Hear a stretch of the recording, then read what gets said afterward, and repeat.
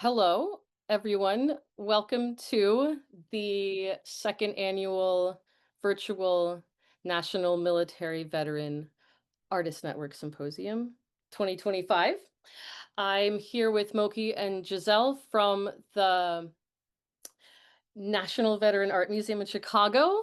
I'm so excited you're here because you're going to go in depth into everything that you're doing. And so, for those who don't know about you, this is a great chance to meet you guys and really go into everything that you're presenting. So, I'm an artist. I work at the Art Students League of New York. I am wearing a white shirt with a tie. I have long brown hair and light skin, and I'm coming in from Manhattan, which is on the Lenape tribe's land. And welcome, Stephen. Thank you for joining us too. All right, I'm going to take it over to Moki, please. Yeah, thank you so much, Eva. And I'm so excited to welcome you all on behalf of the National Veterans Art Museum in Chicago, Illinois. My name is Moki Tantoko. I use they, she series pronouns. I am a Philippine American non-binary person with a medium black hair, dark green glasses, fun, sparkly earrings. And I would like to acknowledge, as I am speaking to you all from the Chicago area, that is the Council of the Three Fires, the Ojibwe, Odawa, and Potawatomi nations, as well as the Miami, Peoria, Ho-Chunk, Menominee, Sauk, and Misquamish peoples.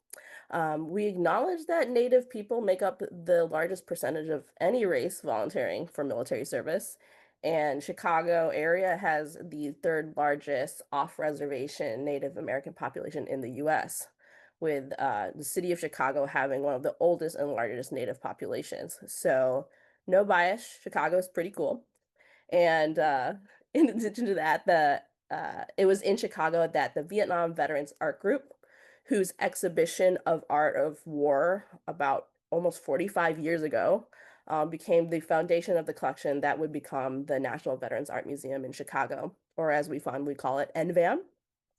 And a little exciting news as of today, the museum is officially launching the Veterans Art Database, or VAD, which is a crowdsourced arts resource for veteran artists online.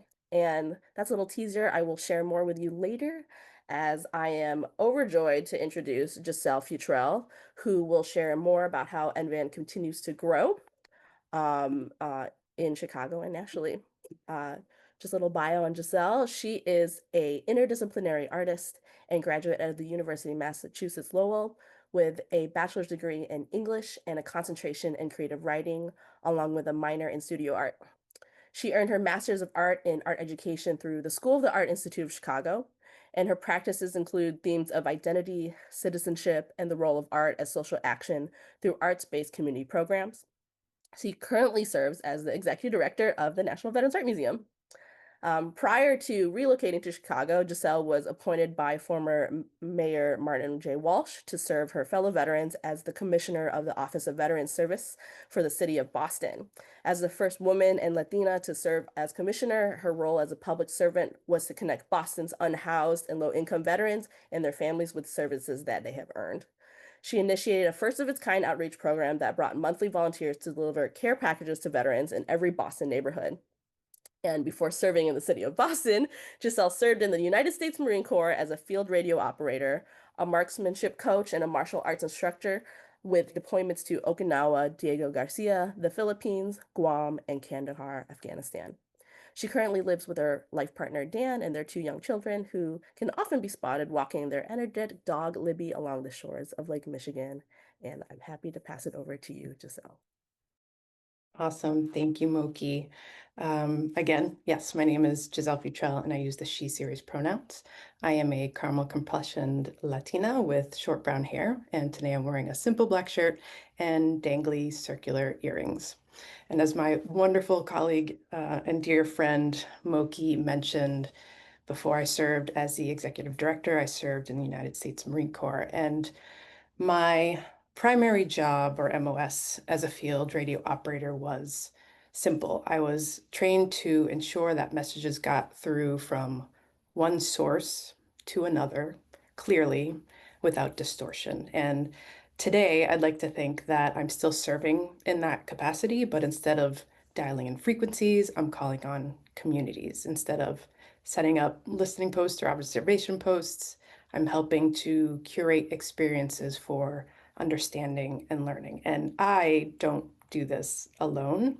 I've said this several times and will continue to say that Moki, who has been with the museum for nearly a third of its existence, carries so much of the spirit as someone who did not serve in the military, but is a person who serves this community with deep empathy and an endless well of curiosity that I aspire to. So Moki is the best example of what it means to listen to the stories of our veterans without judgment, which is the best thing anyone can do for our veterans. And I'm grateful to get to do this important work by her side.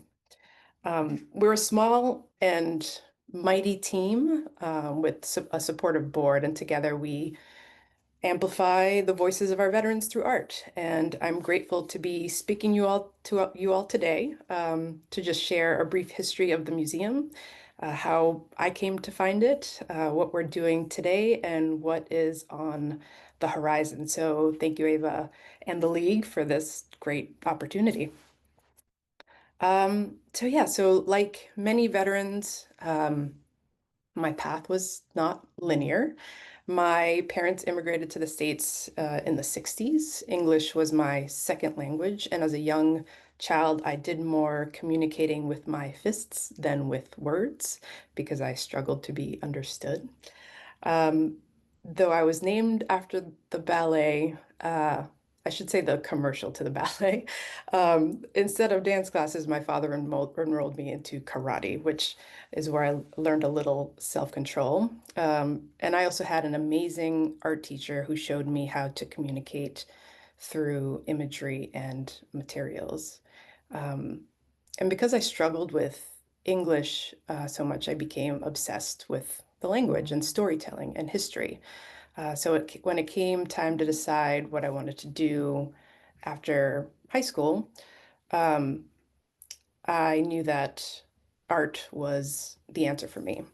Um, I think my parents had divorced by then, so when I asked my single mother of three how we would pay for art school, she didn't know how to navigate loans and scholarships as someone who immigrated to the country. So she said we would have to sell the house. And as the oldest in the family, that didn't sit for me well.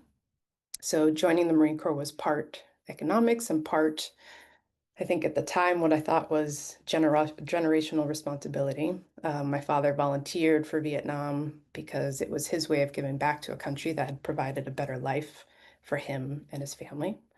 And like many Vietnam veterans who came home to a nation that didn't know how to separate the war from the warrior, his transition home was challenging.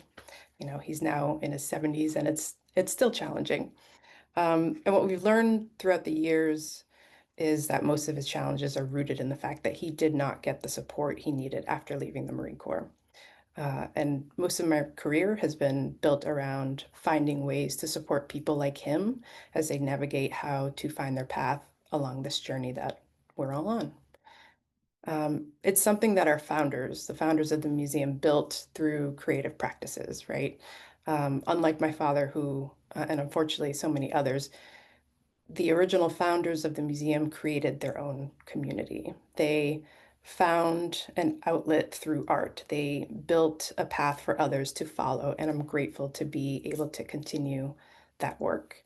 And um, we do that work through the traditional ways that most museums do, through exhibitions and educational programming built around our collection. And we currently have over 2,500 works in our collection by 389 artists from World War II to the latest conflicts in Iraq and Afghanistan. We've had traveling exhibitions in over 15 states and visitors from 46 of our states and 31 other countries. Our values are very much based on inclusion and accessibility, and we meet accessibility needs on request. We are also an admission-free museum, though donations are always welcome. And we're located in Portage Park, the Portage Park neighborhood of Chicago, at 4041 North Milwaukee. So if anyone plans on visiting, which I hope everyone does, you can look us up at nvam.org. Um, yeah, and the last thing I'll say about the museum is that over the past few years, we've been seeing an increase of veterans and their families looking for resources and ways to exhibit their art or grow in their professional capacity. And in response to that, we initiated a few projects, including the Veteran Arts Database, which Moki just mentioned, the NVAM Fellowship Program, and the Community Arts Program, which I'll talk more about later in the session. But for now, my hope for our time together is that anyone who is new to the League or to NVAM continues to engage with the work that our veterans are doing in our communities. Um, and I hope that those who are in the community just keep showing up, keep reaching out, and keep moving forward to have our voices heard. Um, yeah, so with that, I'm excited to hear from some amazing people in today's program, and I'll pass it back over to Ava. Hello.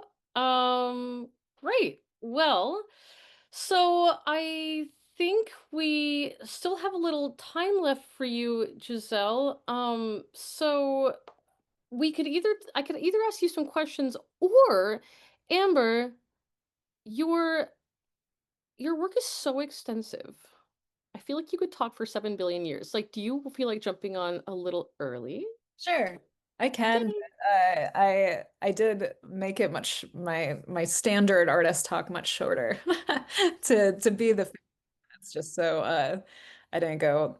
Oh, Well, before we get into your talk, then, like, can we just talk a little bit about something that you wrote in last year's resource guide of the symposium that I'm going to re-release tomorrow when I send this out? But you have experience with veteran art shows, with people reaching out to you and talking about how to um, yeah, like stage a veteran art show. And so you had a lot of like really great tips. And I don't know if you feel like jumping into this, but would you want to go over a few of those with me, like real sure. quick? Do you want to introduce me first, or should we? I absolutely Okay. do. This is Amber Zora, who I actually met in person was that a few months ago, like half a year ago. You came to the League. You were in New York. And Mhm. so I got to show you around, and yeah, you do so many things.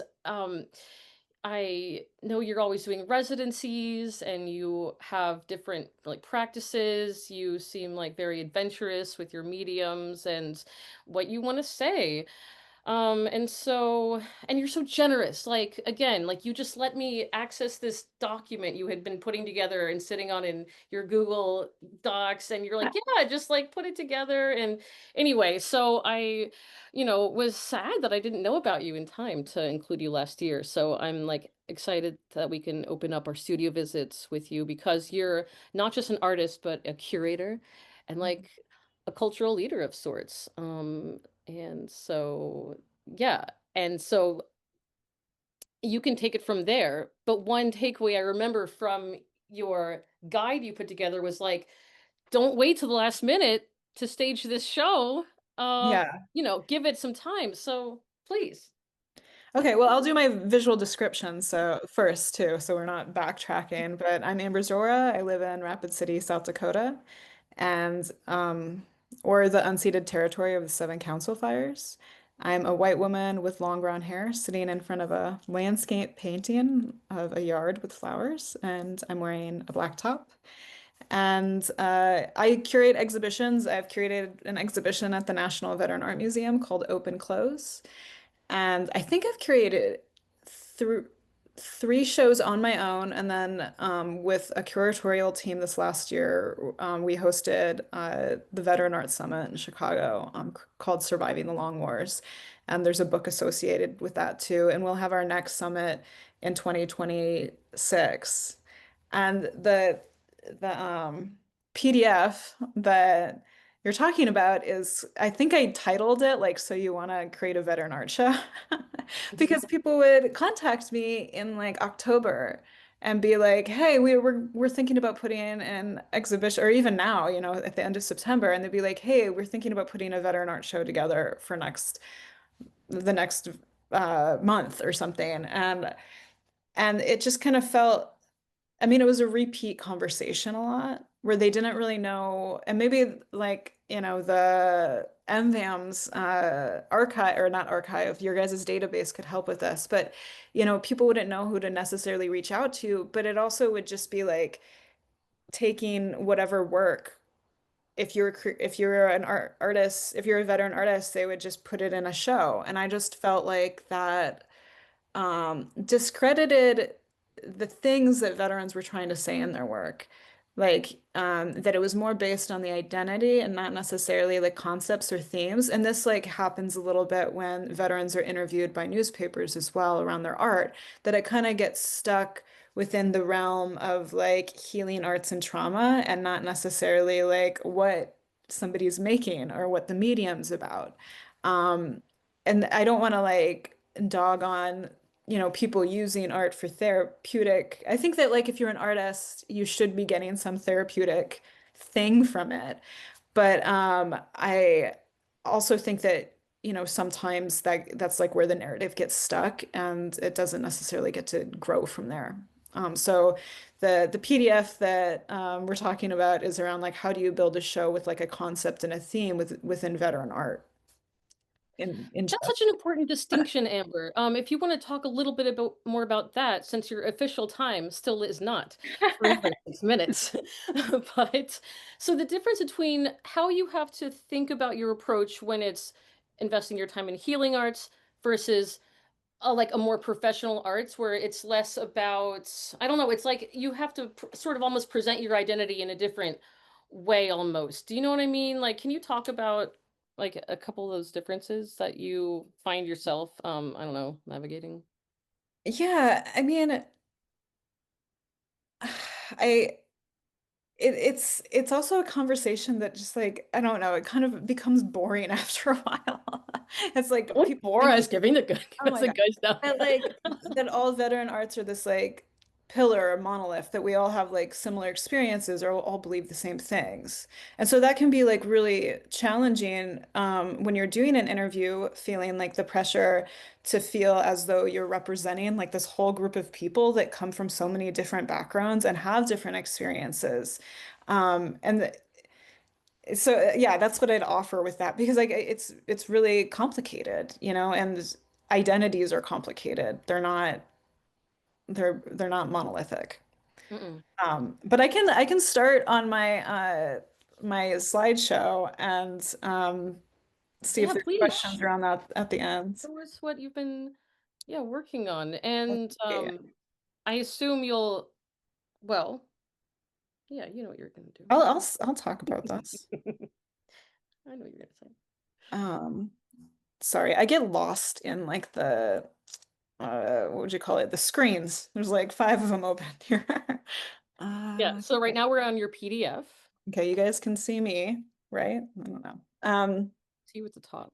Yeah. So I'm going to talk for about 15 minutes and there'll be time at the end. I'm going to talk about like almost the first project I did around the military and uh, then I'll like close with my latest. I'll set a timer here on my You're like, oh God, you don't need to. Okay. So I joined the military after high school as a cook, and I really thought this would be easy, that I would money for college, similar to Giselle's story. And after basic training, I was told they didn't need cooks, and I was reclassified as an ammunition specialist. And I deployed to Iraq in 2006 as an ammunition specialist and came back in 2007. So I mostly inventoried boxes, did shipping, receiving, condition coded ammo, and work with EOD to dispose of unstable ammunitions or roadside bombs.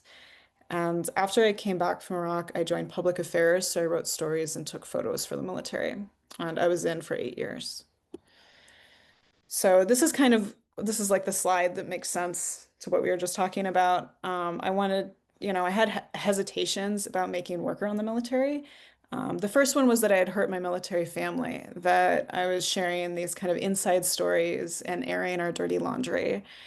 And the second one was that I'm so much more than just like this one part of my life. And I was worried that I'd be typecast as a veteran artist. When I curate exhibitions, this comes up for other artists too. And I also just didn't think that my stories were that important. Like being in the military was commonplace. However, the more I was hanging around art students and going to grad school, I went to grad school at Ohio University for photo and integrated media, and I graduated undergrad at University of Alabama at Birmingham. Um, sorry, so if you care. But when I was in grad school, people would tell me I was the first person that they knew that was in the military that like wasn't their grandfather during World War II. So I saw this need for people that served in the military to be the ones telling the stories. And because like Hollywood also comes to mind, the stories that they release around military service. Um, so my process started with looking at the materials I had, like this range target. And I used three range targets for this work, and I put them directly on the exposure unit to expose a screen. And I screen printed these three targets, the top row being my first time at the range, and the second being sometime during my service, and the bottom ones are probably one of the last times I went to the range with my unit. And you can see I was pretty bad at first, and over the years I became better and better at shooting the silhouette.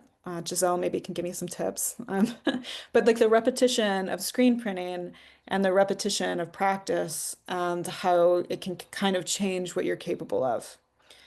Then I began to look at these snapshots and making diptychs. And in making this work, I just kind of threw all of my images on my studio floor and I would push through them and find pairings that I liked. Sometimes there were formal comparisons, the way a 5.56 round looked like a beach fence. And sometimes there's thematic comparisons, girls acting the way they believe they should in front of camera.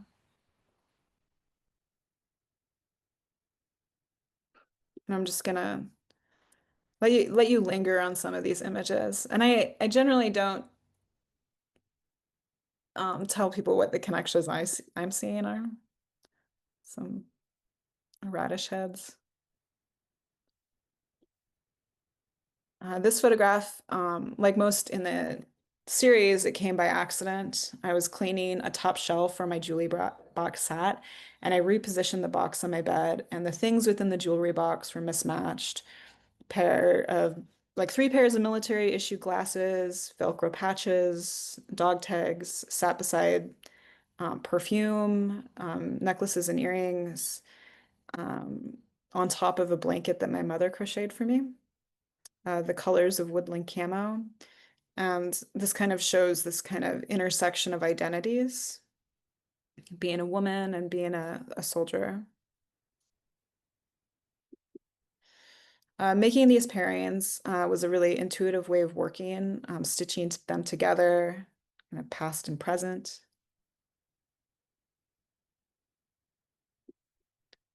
This is a image of an oil refinery in Kuwait. A picture of a coal refinery in West Virginia.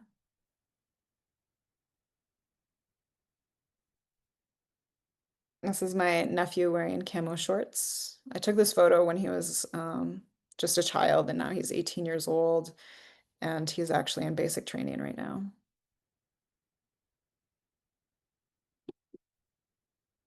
In this photograph, I deny the military, like the traditional military portrait that started this slideshow by looking away from the camera.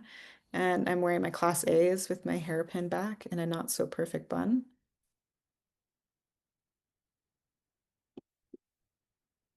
I took this photograph in South Dakota, the Badlands, at a Minuteman missile site in, oh, just off of I-90. It's kind of surrounded by tourists and children. And it comes up a lot in my work that I allow myself to be in the reflections. And this is a part of like not being a photojournalist is like inserting myself within the photo. Because if, within photojournalism, there shouldn't, like, it's like the lens is the authority. And by doing that, I'm saying like that I'm the authority.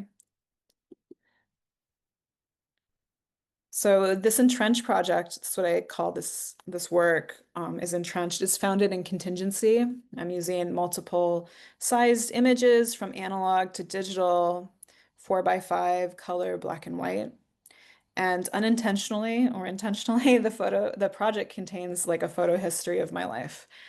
Some of the photos were like pulled from MySpace, or images from like early digital cameras. This photograph I took when I was 21, the semester after coming back from Iraq, and it was my first darkroom course in mass communication. And we were to photograph strangers performing an action without them acknowledging the camera. And the mother in this image told me that she had the same project when she was at the university. And the little girl didn't understand the rules. So I consider this kind of the beginning journey of me both learning and unlearning photojournalism. This is like my winter garden photograph, but unlike Bart, I'm showing it. I see myself in her rain boots. I compiled stories to be listened to alongside of the photographs. And some of the stories include a high school friend dying from an IED explosion, my commander questioning if I could do my job as a woman, a supervisor cornering me and propositioning me, a rocket hitting a chow hall that I was eating in, and a man at a bar asking me how many times I was sexually assaulted in the military. And so they're like really heavy stories. And I built these military folding tables. I found the blueprints online, and participants sit down and listen to one story per table. At the time, it was really important that the stories live separately than the images, as to say that the photographs can't contain captions, and to allow for the viewer to move between images and audio and piece together how the images correspond.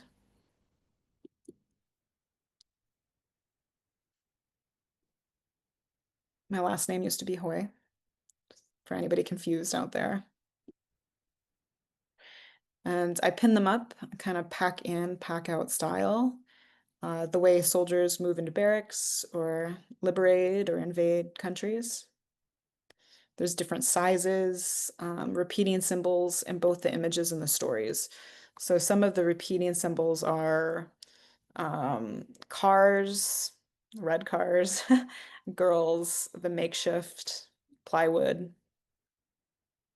And I kind of imagined myself making this work for a younger self. Because when I left Iraq, I actually felt like I was still there, or like replaced by another 20-year-old girl. And then maybe she came home and another one went, and then maybe it was replaced by another war. So I just kind of felt like what kind of work would I have wanted to see when I came back from this experience. And this is it presented at the San Francisco Art Commission in a different form, obviously, format.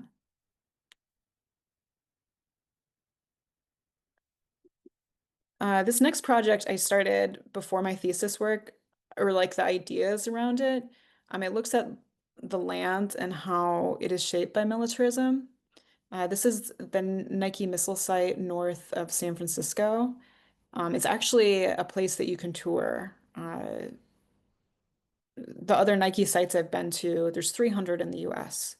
I photographed 12 of them when I was in grad school in Ohio.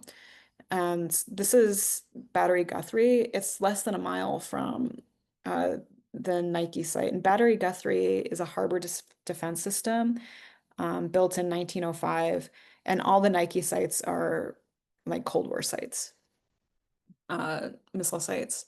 So these images explore the transpiration of land and the permanent scars that these networks leave on the earth. This is the Pyramid of North Dakota. And this is a part of my more recent series called Cold Coast. It cost $6 billion to build this the pyramid in Nakoma, North Dakota. I was born probably like an hour and a half away. My grandfather painted the inside of missile sites, and he painted the inside of this one. Um, so it cost $6 billion to build this site, and it was a massive complex of silos, this obviously giant pyramid-shaped radar system, a dozen launching silos, and it was like fully functional or operational for just one day. Obviously, it took years to build it, and there's like influx of families that came to the area, but yeah, it shut down after just one day of being fully operational. A treaty kind of canceled the program. Um, when the military left the site, they kind of just turned off the hydro generators, and the cavities filled with, like the lower parts of the cavities filled with water, and over time, lead leached into the water.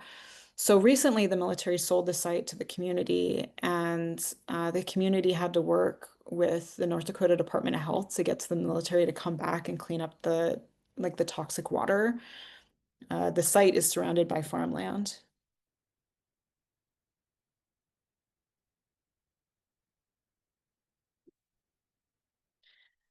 So this Cold Coast is an ongoing series about the Cold War, its relation to polar regions and the climate.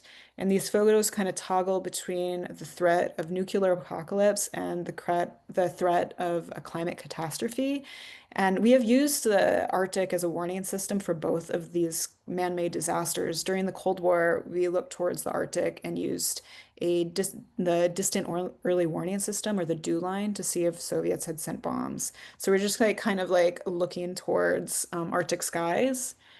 And you think that, these rural areas um, are untouched by war, but they're not. In fact, when I went to the Arctic, I visited a Nazi weather station up there. It was one of the last like outposts.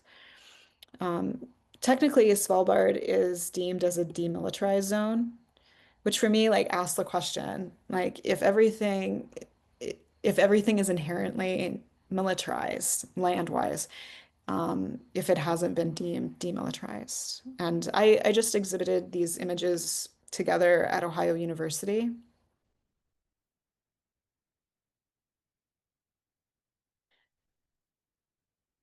I did a residency to create these images. I did the Arctic Circle residency. Um, on a tall ship in 2023 and 2024 and sailed around the Arctic with other artists, scientists, musicians, and thinking and taking photos. It's a polar bear skeleton.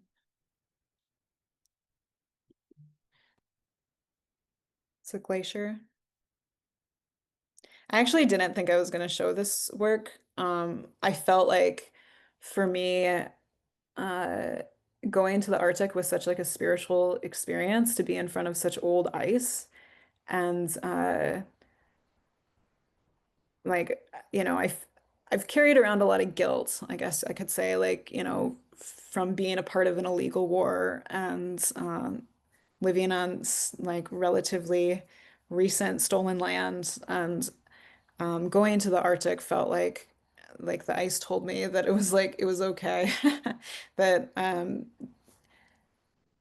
I'll stop there if anybody has any questions, and thank you for listening. Stop share. Here we go. Amber, your photos are so moving. You really have a good sense for taking them. Thank you for showing them to us. Um, Are there any so comments in the chat? yeah, I'm just waiting. If anyone has any questions, otherwise I'm gonna jump in and ask you a couple things. But Okay. yeah, I'll let them. Um, all right. So can you tell us about this Arctic Circle residency? this sounds fascinating. Like you're with scientists, you're with your musicians. Like how is that informing your work? Like how are you kind of working with these other artists while you do your own thing? I mean, some people collaborated while on the ship, and some people like came to the residency with people that they were already collaborating with. But I mean, for me, it was like I mean, there's a lot of wine and cheese residencies out there, right? And this one was a bit more intense. It wasn't for the faint of heart. And you're out there in the elements. The first time I went, we were on a tall ship and we didn't have access to an internet connection. So you're kind of sitting with your thoughts a lot. Um, and you get to hear, like in the evenings, people presented their work. So you got to hear from artists from all around the world and what their interests were in the region. So, I am a part of a lot of different artistic communities, and I feel like the Arctic Circle residency is like one of those communities. Um, Can anyone apply for this residency? Is it just for veterans who? no, it's for anyone. I mean, I will say that like, it's very uh uh physical. Yeah. Like, you're on a sailing boat. So you have to be able to go up and down ladders while the ship is moving. So, Yeah. there it's not 100% accessible to every person. Mhm. Yeah. I've done residencies at Frontline Arts. They have a residency program that artists should look into, and they're located in New Jersey. And that residency was linked to a Munson Arts residency in Maine that I was there for a month doing Sumi ink drawings that I didn't show. Um, they're on my website, some of them. I also post on Instagram that, there's not too many Amber Zoras out there. I'm sure if anybody wants to find me, they can. And I've also done residencies at Virginia Center of Creative Art, and Kala Art Institute has a veteran art residency. I started it in 2017 with California Arts Council funds, and now they receive more funding to continue the program for veterans across the US. That's great. Yeah, some of these I'll put in the resource guide for tomorrow. Well, I was going to put the Frontline Arts one in there. What's interesting about them, they make paper.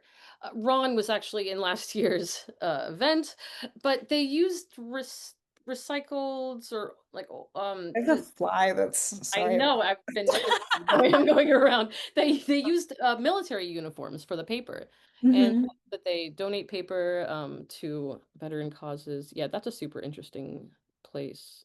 They I also make paper out of scrubs. Um, so, you know, there's different forms of paper that they make as well. yeah yeah it takes a lot of water to make paper. I know that. I've seen that.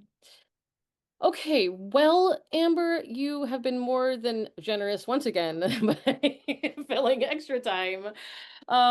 You are free to stay or go. I don't know what you have left for the rest of your day, but I hope you'll continue and join us a little bit longer because we have such an excellent. Yeah, thank you for having me. I might join as a regular participant, so I'm not Okay. accidentally unmuting myself or something. But thank Okay. you so much for listening and having me, and have a great day. It was so good to highlight you. Thank you for coming. So, Amanda is another artist I'm excited to introduce everybody to. Where are you? Hello. Hi, Evan. Hi, everyone. It's nice to be here today, and thank you for the invitation. I want to apologize first because I was a few minutes late. I'm actually at work, and I have to probably jump off after I'm done here due to work. So if anybody has like any questions, I encourage you as I'm talking to put them in the chat so I can sort of address them right away. And if you don't have questions, that's okay too. No pressure either way. So I guess I'm just jumping into like an introduction, right? Yeah. Tell us a little bit. I mean, your bio's insane. You're very talented and you do a lot. And so, yeah, just tell us a little bit about yourself. And then I'm going to ask you a couple questions, but I know you have a presentation. Yeah, sure. I have a few slides to share. So I feel like tough following Amber. That was really an excellent presentation, but I'll do my best. So yes, my name is Amanda Raquel Dorval. Just a quick description. I have long, curly, well, today's frizzy because it's rainy, dark hair. I have red lipstick, which I have pretty much every day. I wear rose-colored glasses, and today I have an olive shirt, and I'm sitting in front of a stack of books. I was born and raised in New York City, which is Lenapehoking. And I was born to Puerto Rican and Dominican parents. And my grandparents had immigrated here from Puerto Rico and the Dominican Republic as part of the great wave of immigrants from the Caribbean in the 1950s. So my family's been in New York for quite a while. And I'm a multidisciplinary artist. I paint, I draw, I do photography, I do a lot of textile work, costume making, embroidery, beadwork. I'm exploring video work now, sort of tied more to my photography practice. I'm sure I'm missing a few things now. Mask making, I do a lot of crafting, so I'm really not trying to limit myself to one medium. Although I sometimes joke to myself that I'm like, what is the phrase? Jack of all trades and a master of none. So I think I sort of embody that. But I love working in different things. Right now, I currently work at the New York Public Library, the main branch on Fifth Avenue, which is where I'm calling in from today. I'm in like a little secret room hidden in the stacks. And I am the curatorial associate in the exhibitions department. And that means, just long story short, that I help sort of plan and project manage the temporary exhibitions that go up here in the main branch. Right now, we're opening up 2 exhibitions in just about 2 weeks, which is why I'm so busy today. One exhibition on Puerto Rican comics, which is super exciting actually, and then another exhibition on Middle Eastern and North African immigration to New York City. So if you're in New York City, please come by the library. They're going to be excellent exhibitions, a lot of art, believe it or not, it's not just books. So it could be really relevant, and those are open until March. I just have to plug that in there. Is this the main library on 42nd? 42nd and Fifth Avenue with the giant lions in front. Yeah, it's. I think it was just in the news yesterday because Kim Kardashian was on the steps. Anyways, yeah. So this branch will get a lot of press. It's been Fashion Week. There was a lot of fashion shows here. So yeah, that's where I'm calling in from today. I am also currently doing my master's in fine arts at the Institute of American Indian Arts, which is based in Santa Fe, but I'm able to do that program because it's considered low residency. So if anybody's interested in what a low residency MFA is, it basically, there's not many out there, but there are a few, and it basically allows you to like do things like raise a family, to work full time. So you don't have, it's still a full-time program, but you know, your work is done, like classwork is done remotely. And in my case, it's asynchronous. So I still have to be at a specific time with my classmates, but I'm able to do that from my computer. And then twice a year, we do in-person residencies in usually Santa Fe, New Mexico. So I can speak a little bit about that if anybody has questions. Yeah, but before all this, I was in the military. I was in the Air Force for 7 years. I was an Arabic linguist specializing in Iraqi Arabic. I'm a non-combat veteran. Spent most of my time, aside from the 2 years of technical training, which took place in Monterey, California for language training, and then San Angelo, Texas for intelligence training. Spent most of my time in Maryland, stationed in Maryland. Part of a dual mill family. My husband Curtis is actually on this call as part of this panel. If you notice the same last names, but yes, we were dual military linguist family stationed in Maryland for most of that time, for most of that 7 years. That was 2013, and I separated in 2020. I am a disabled veteran. I also consider myself an anti-war veteran, and I think it's really important for me to quantify that or qualify that because I mean, Amber's used a really interesting word, guilt, and I think I really relate to that too. So I don't really want to digress into a conversation about that sort of the the nuances involved in being a veteran, especially in this crazy socio-political time. But yeah, I think it's really important for me to introduce myself when I'm talking about my veteran background as being anti-war. And that also sort of guides and informs my art practice as well. And when I show all of you some examples today, I feel like you might see that coming through. Thank you, Amanda. I have a quick question for you Sure, before sure. we jump into Yeah. that. So I heard a story about you that I find very exciting, which is that you got to um, work with Jeffrey Gibson in some capacity, or you were doing something with him at the Venice Biennale. So that was my first year going to the Venice Biennale ever last year, and I saw his work at the American Pavilion, and it like blew my mind. And it was, I saw it, so I like circled through like the sneeches and the machine. I just like kept going through because I was like, this video is crazy, and the whole thing was crazy. And so when I heard you got to be like, you have done a little work with him, like, please tell us how this came to be. Yeah, and I want to caveat that I didn't work directly with Jeffrey Gibson. I haven't like collabed with him or anything like that. You're in a But book of his, right? Or you're in like a, yeah, so let me backtrack a little bit. As part of my program at IAIA, the Institute of American Indian Arts, our first residency, I talked about doing residencies in Santa Fe twice a year, but my first residency was actually at the Venice Biennale last summer. And it was a unique opportunity and well-timed for me and my cohort because Jeffrey Gibson was a Choctaw and Cherokee artist and a really big name right now in the art world. Um, Not even for being an indigenous artist, just as an artist. Uh, he had been the featured artist in the U.S. Pavilion at the Biennale last year, which is a huge sort of milestone for his career. So as part of that, and I guess as part of his own pedagogy, there was a relationship with IAIA to bring the students, not just the master's students, I also believe undergraduate students, to Venice that year to sort of engage with different educational programming that he had been doing in connection with his exhibition at the U.S. Pavilion there. I went as a first year cohort, but the second year cohort did like actual performance art pieces.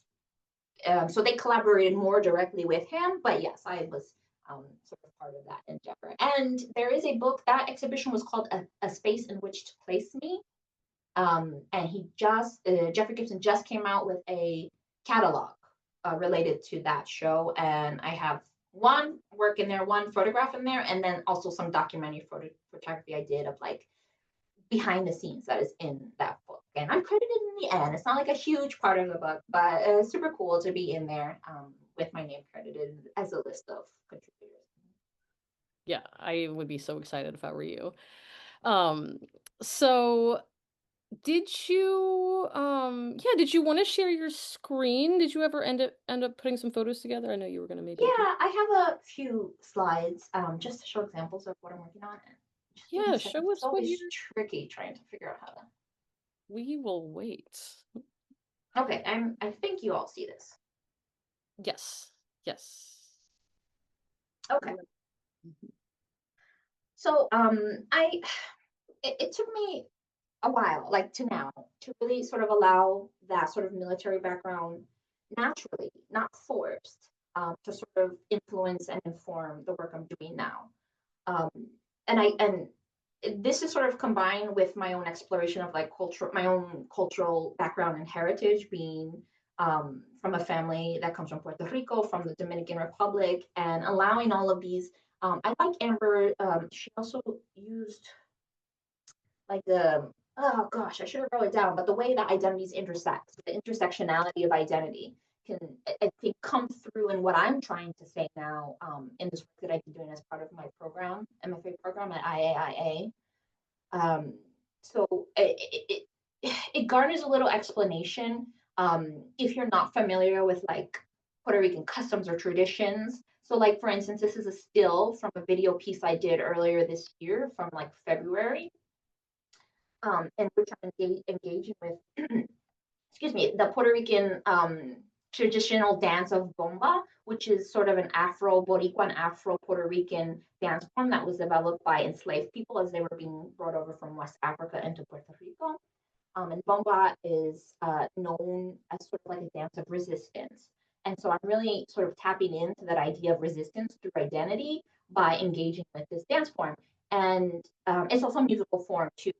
So it's the music and the dance, the costume too. So traditional bomba dancers will wear like head wraps, ruffly shirts, long, big flowy skirts that they sort of activate as they're dancing. So this is a still from a film I did. It's called Un Bombazo de lo que fue, lo que es y lo que podría ser, which roughly translates as a bombazo, which is the conversation that happens when you're dancing bomba with the musician and the dancer. And basically, un bombazo of what was, what is, and what could be, which is sort of touching on the aspects of like temporality as it relates to dance and resistance and identity. And diaspora too. Diaspora is a huge part of that because I was born here in New York. I consider myself a New Yorican Dominican. So sort of engaging in what all this means. And here I'm overlooking the Hudson River in Westchester and Ossining, and the costume, that red costume I made myself. I do a lot, as I mentioned, a lot of costume design. This is another still from that same video, and sort of like an aerial view. And I just was trying to get a different vantage of the red dress on the snow. The snow here is a really supposed to meant to symbolize the diaspora. So tying in like that Puerto Rican tradition on the snow, because snow doesn't really snow in Puerto Rico. So the snow was important for me here as that symbol of diaspora and migration and movement of not just the body, but the movement of people through borders, across borders, things like that. So this has some tasteful nudity, not safe for work, I guess, content warning there. This is a painting I just painted over this last summer, done in egg tempera. Again, sort of exploring Puerto Rican motifs and symbols in a way, like, and sort of reclaiming them in a way that makes sense to me. So this painting is obviously inspired by The Birth of Venus by Sandro Botticelli, which is currently in the Uffizi Gallery, I believe. But I sort of like re-allegorize things. So I'm using like Taino deities to stand in for the Greek god of wind, for instance, or the bomba dancer here is another example of the bomba dancer who's standing in for one of the allegories in Botticelli's painting, and who's sort of welcoming this dark-skinned woman who's supposed to, meld aspects of like indigenous Taino with New Yorican. You have the New York Yankees hat, as she's wearing like a traditional guanin, which is a Taino symbol of status that's meant to sort of elevate her as somebody who's a noble. So yeah, and then of course the shell has a huge giant Puerto Rican flag, because it just made sense to me. So I guess more related to I guess my own military background and how I'm bringing that into my art practice now. And I don't know how much time I have, but I'm going to try really fast to talk. Sort of in my current 5 minutes, I think. Okay, we can get to that. So like in my current body of work, I'm really exploring ways of envisioning alternative futures, specifically through nonviolence. And that really goes back to why it's important for me to introduce myself as an anti-war veteran. But I'm also doing it through the lens of like my cultural background, if that makes sense. So this current series that I'm working on is called Guerra de Guabansex, which from Spanish translates as the War of Guabansex. And Guabansex is the Taino deity of chaos, of wind, of hurricane power. I've demonstrated, like, this is her right here. She's typically personified as a woman, and her arms are usually depicted like flailing like this to sort of symbolize the swirling winds of hurricanes. So yes, this character over here, that's Guabansex, or my rendition of her. And so I'm taking that character and moving it into like this sort of like parafictional world where this is a war and the Guabansex is this military leader. And I'm sort of creating this army of, women, men, anyone, femme, cis, trans, whoever wants to be part of the cause. And I'm calling them Hijas de Anacaona, which are the daughters of Anacaona. Anacaona was a real historical Taino woman who was eventually murdered by the Spanish colonizers because she was a noble. And I'm engaged in camouflage.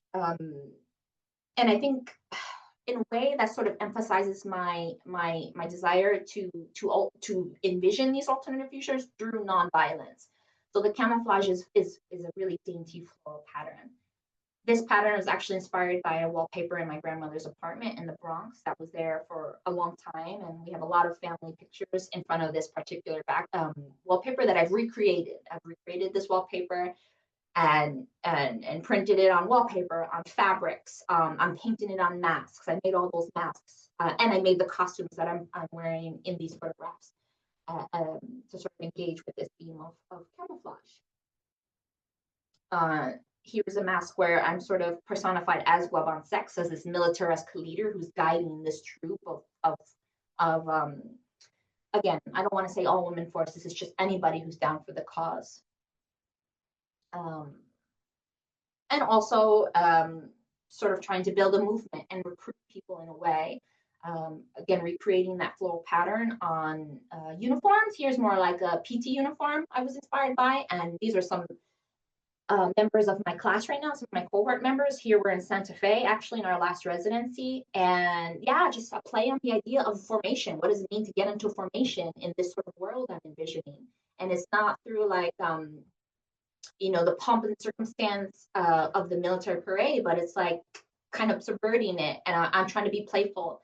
Instead of, real weapons, we're holding guns that blow bubbles. And that's part of it, right? This sort of unabashed play, again, the idea of nonviolence by using motifs that are typically encoded as violent and sort of reclaiming and feminizing them in a way, again, to sort of build this alternative future that I'm envisioning.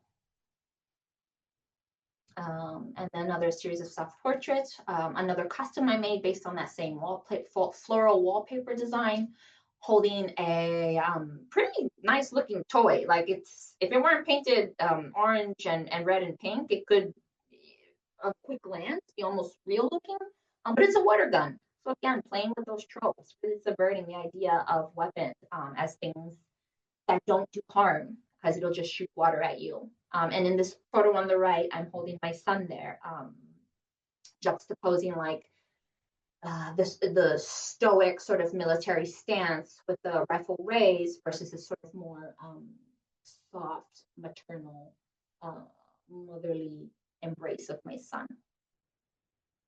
And of course, you can't build a movement without like recruitment posters. So exploring the idea of propaganda and what that might look like and what I'm trying to do. Sort of reclaiming a phrase like nasty women and being like, no, we want you, nasty women, come join. Again, but you don't have to be a woman. Just, you could be nasty though, come and join. And yeah, I think that's all I have here. Thank you so much. What a great ending here. I really enjoyed learning more about your practice. You're so adventurous, like Amber previously. Yeah, so great I could open up with you guys. Yeah, so I think Stephen Knight is next, but do you have anything coming up you want to just highlight real quick as a reminder or as a new announcement, or you can just no, it's been a lot happening since I've been in school, and I hope to like really have some more exhibitions upcoming, residencies. It was really inspiring to hear Amber talk about the residence she's been doing, because I hope once I'm done with my program here, I can really start engaging in that way. So yeah, thank you all for your time. Great. All right. Well, good to see you, Amanda. Stephen, where are you? Good afternoon. Hi. Let's see. Let me put you there and take her off. All right, there you are. Stephen, I know Stephen Knight from the Art Students League. He was with us for, I guess you were there for 4 years? 2. 2. And you, right, you went back a little early to Southern Illinois, right? I finished the 2-year program. Right, okay. So you finished the 2-year program and you were focusing on painting. And so I'm going to just turn it over to you. I know you have a little background to share with us, and then I'm going to ask you some questions about your work. Tell us about yourself, Stephen. Okay. White guy. I appear pink today, I guess because I paint a lot outdoors. I spent 20 years in the Air Force, basically from first Gulf War period through enduring freedom. So I retired from the military in 2007, worked at some other jobs, and eventually decided to use my GI Bill benefits. I've been drawing and painting all my life, just as kind of something I do out of self-interest. So I decided to get some professional training, put my benefits to use. And as going through the GI Bill database, that's when I discovered that the league was approved for GI Bill benefits. And it was a tremendous opportunity to go to New York City in residence and study with some artists that I had already been aware of and admired for a long time. So that's what I was able to do and use the last 2 years worth of my benefits there. I was able to study with Jerry Weiss, who again is one of the people that I had followed for a long time. Jerry had, as far as I know, was one of the first nationally ranked artists to have a good presence online when the web started to mature around, say, 2000. So I had actually followed him a bit, and it was a great privilege. He became my primary instructor the second year for both my drawing and painting. I studied figure painting basically the whole 2 years there, painting every day from live models, drawing, and some of the courses. And I had at least 4 really good instructors. So I had a great experience in New York City, loved the experience of living in Manhattan and all the cultural benefits that provided me. But then I came back to my hometown 2 years ago. And so I am now here putting to use the skills that I learned at the league. And because of circumstances, geographically and culturally, I'm transitioning to landscape painting as opposed to figure painting, which is something I basically did before I went to New York anyway. So that's my primary engagement in art activity right now. I paint primarily in plein air from direct observation and rely a lot on what I learned at the league. Even though it was at the league, we focused on figures, there's a lot of carryover to basically any kind of artwork you do, especially when you're talking about working from direct observation. So I'm learning landscape painting, and it's a small town where I live now, rural, southern Illinois. I'm about an hour east of St. Louis and about 5 hours south of Chicago, about 3 miles or 3 hours west of Indianapolis. So I'm right in that middle America that is often described as flyover country, but has tremendous beauty when you look. And so that's what I'm focusing on now. And I can go ahead and proceed if you want to talk about some recent opportunities I've had with grants and exhibitions, and or if Yeah, you had a great grant happen for yourself. But before we get to that, did you touch on your military experience already? I spent 20 years in the Air Force. I was an air battle manager, which basically means as you progress through your military career, at the apex, I was directing tactical air operations. So in my last combat deployment, right after 9/11, I directed the tactical air operations over Afghanistan every day for 8 hours every day for 6 months, which basically means you make sure the fighters are in the right place and the tankers are there. And if an aircraft goes down, you launch the search and rescue assets and assign fighters to forward air controllers for ground support, that sort of thing. So from there, you are now today the recipient of a pretty exciting grant from the state of Illinois. Can you tell us what happened? Yes. A couple of years ago, the state of Illinois completely revamped its program in support of creative arts. and they announced 2 new grants that were available to professional artists. One was a grant that was available for a specific project, which would be a little bit more of the traditional, here's what I want to do, here's what it'll cost, get approval, and then they'll pay for it. The other, which I received, is called the Creative Analyst Fund, and that is a one-time lump sum grant that is not restricted in any way, but it's just given as a source of support for professional artists who are working in Illinois. And you are asked to give a statement of intent on what you do with the money or how it would help you in your artwork. So I won that award the first year it was given, fiscal year 2025. I think So you said creative analyst, but it's creative accelerator, right? I'm sorry, Yeah. Creative Accelerator Grant. Thank you. Mm. So those were announced in February. I received that, and then the money, we're supposed to use that through the end of this fiscal year, which is coming up in a couple of days now.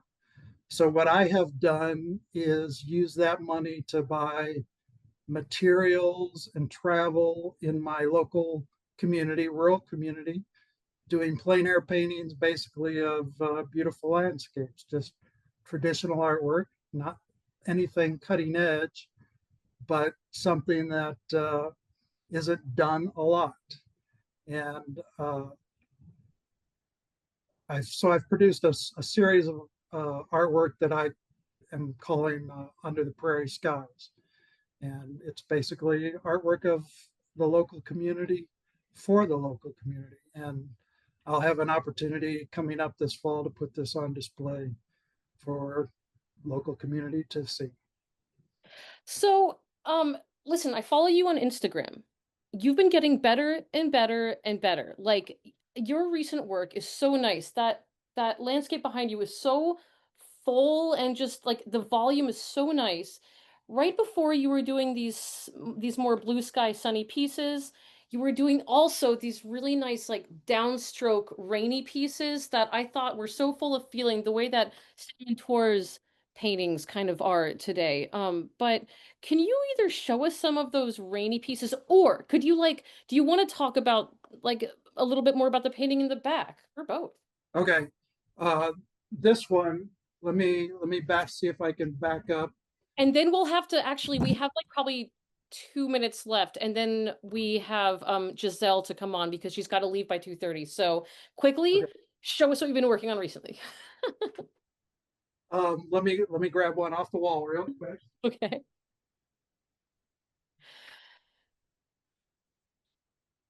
I don't know if there'll be glare on this. They do not. Yeah, hold it up even closer. The more closer you get, the more you can see like the texture of the strokes that I'm talking about. Yeah. Is that paint or colored pen? Like, what is that? No, this is charcoal pencil, colored charcoal pencil. Yeah. It's I use the Carbothello brand, but there's a couple of brands. I think Spectrum is another brand. It's not colored pencil, it's colored charcoal, completely different. And I apologize because they don't photograph well. I think because of the digital systems, see the stroking and try to separate it, whereas the human eye sees the different strokes and tries to optically blend. So they look good in person, they don't photograph well, and so you're not getting a good view of it. You'll have to come see my exhibition here. And Where is it? Tell us where it is. It's in some sort of interesting building. the artwork will be put on display, not in a gallery, but a local gathering place in our community, which is an ice cream parlor, where one of the local farmers does craft ice cream that he markets all over the Midwest, but his headquarters is here in Greenville. They have a large customer retail space where people sit down and eat their ice cream. It's basically a warehouse space. Hmm. It's not great for gallery display, but it is probably the largest high traffic community space in my hometown. So everybody goes to the milk house at some time or other to get their ice cream or milkshakes or whatever. So it will be available to everyone to view casually whenever they want in a very friendly atmosphere, and they don't have to feel like they have to go somewhere special to see an art show or whatever. So it's very democratic. It's very consistent with the grant that I was given and what I'm trying to do. Beautiful. Stephen, thank you so much for joining us. You don't know the date of when that opening is yet, do you? It's going to be generally from Thanksgiving weekend through New Year's. Okay, great. All right, thank you so much for joining us again, and it's good to see your work and it's good to see you. Thank you. And now we're going to go back to Giselle. All right. Am I unmuted? Yes. Sorry for coming up short on the time. I tend to make things quicker than normal, and I'm probably going to come up short this time too. So I'm just happy that there are these amazing artists sharing their work. And I'm sorry I'll be missing the last half of it. Oh, I see. Here we go. So I'm having a thing with my So screen. There we Giselle's going to tell us about some of the artists that have been participating in the fellowship that the museum has been doing. So Yeah. So when I think about our work, I do so knowing that we're building from the foundation of those that came before us, right? So I think about how previous veterans who are artists have met the moment in their time and what that looked like for them. And I think about the artists in our collection, like Kurt Vonnegut. Everyone knows him as this prolific writer, but not everyone is as familiar with his prints or artist books, right? Um, so we have some of those in our collection, but I also think about Slaughterhouse-Five. It wasn't far off fiction for him as a POW survivor of the Dresden bombing. Um, as an English major, I appreciate moments where the written word and images come together for great compositions. And they don't always have to be polished as the art as like behind comics, maybe that you'll hear about later. But I think of Frank Howery in our collection.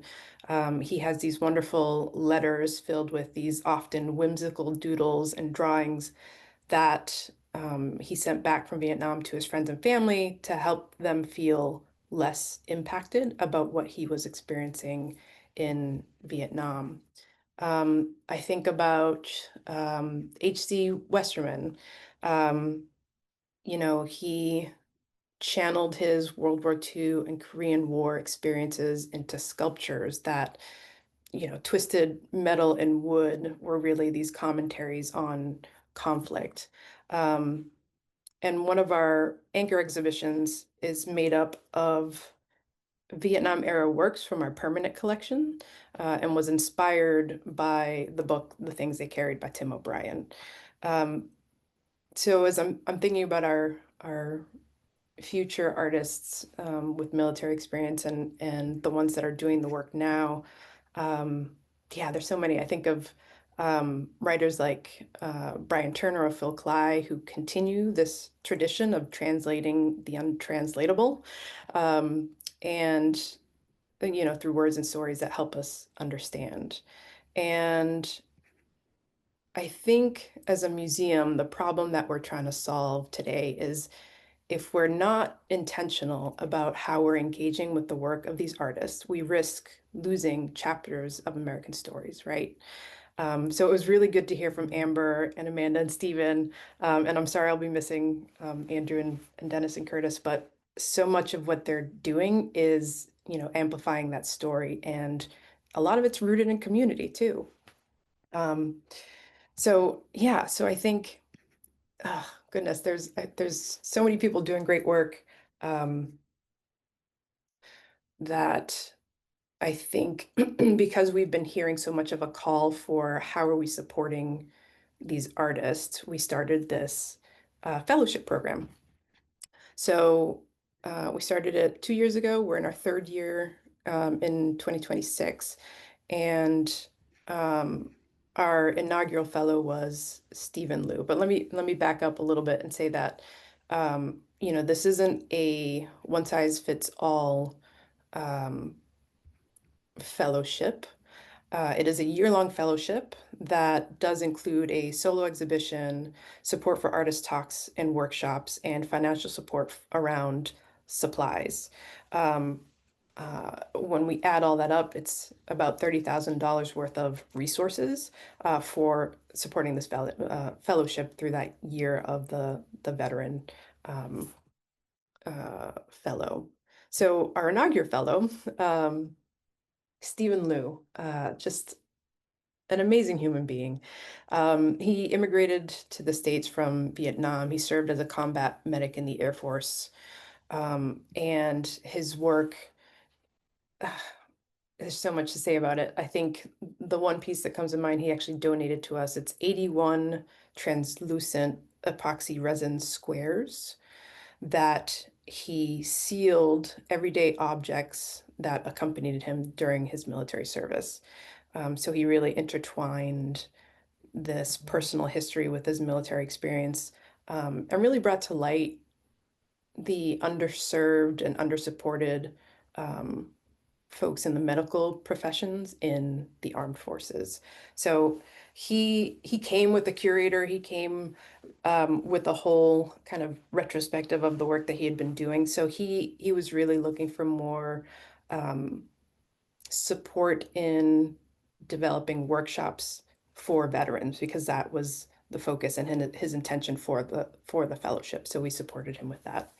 Um, Jen Hassan is our current fellow, Air Force veteran, um, who's been, working a working artist for some time now as a professor for ceramics. And, you know, I think with her work, there's definitely a community engagement aspect to it that she's asking, support with. So we have uh, her coming back throughout the year to do some more workshops and community projects. Um, and I think we have, thank you, Moki, for sharing some files there. And then next year, Gregory Rick is our 2026 fellow, and he's working on new works specifically for the fellowship. So that was the area of focus for him. So anyone who has served can apply. Our next application opens November 11th of this, November 1. Did I? Oh, Yeah, you're right. Sorry, it's 11th. That's my typo. 11. Okay. Veterans Day. November 11th. Yeah, November 11th to April 1 is the next application window. So I Can I encourage, yeah. Oh, I just want to ask a quick question. You mentioned the upcoming fellow Mhm. is working on new work. So part of the application process, were they showing like work that they had done but described the new thing, or like how does one get to apply with work they haven't made yet?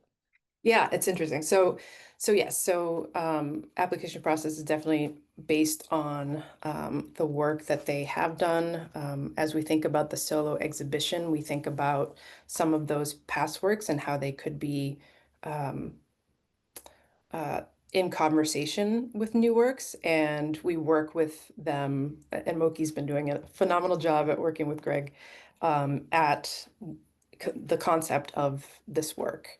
Um, so yes, so there's work that we do along the veteran to make kind of their ideas come to fruition, and are working in tandem with them as they process that and develop it. So it's fun, yeah. Do you mind if I ask you a couple more questions? I don't want to Sure. butt into whatever you had planned to talk about, That's but good. um, s- um, the very first artist you chose, can you just talk about, I don't like the original focus and maybe what it was about them that you thought it was a good like inaugural beginning, and maybe how like what it was about that artist that helped define your vision for this fellowship? Oh, yes. Yeah, Stephen, just as a person, I think his story is so interesting. And I know, I think because of his transition from or journey from Vietnam to the States and then coming in as a um, combat medic, there was something that felt really full circle about the museum being founded by Vietnam veterans, and now we have, you know, someone who's kind of lived that experience. But I think one of the things that we had considered early on was just the breadth of work that they had already established, and he definitely had that.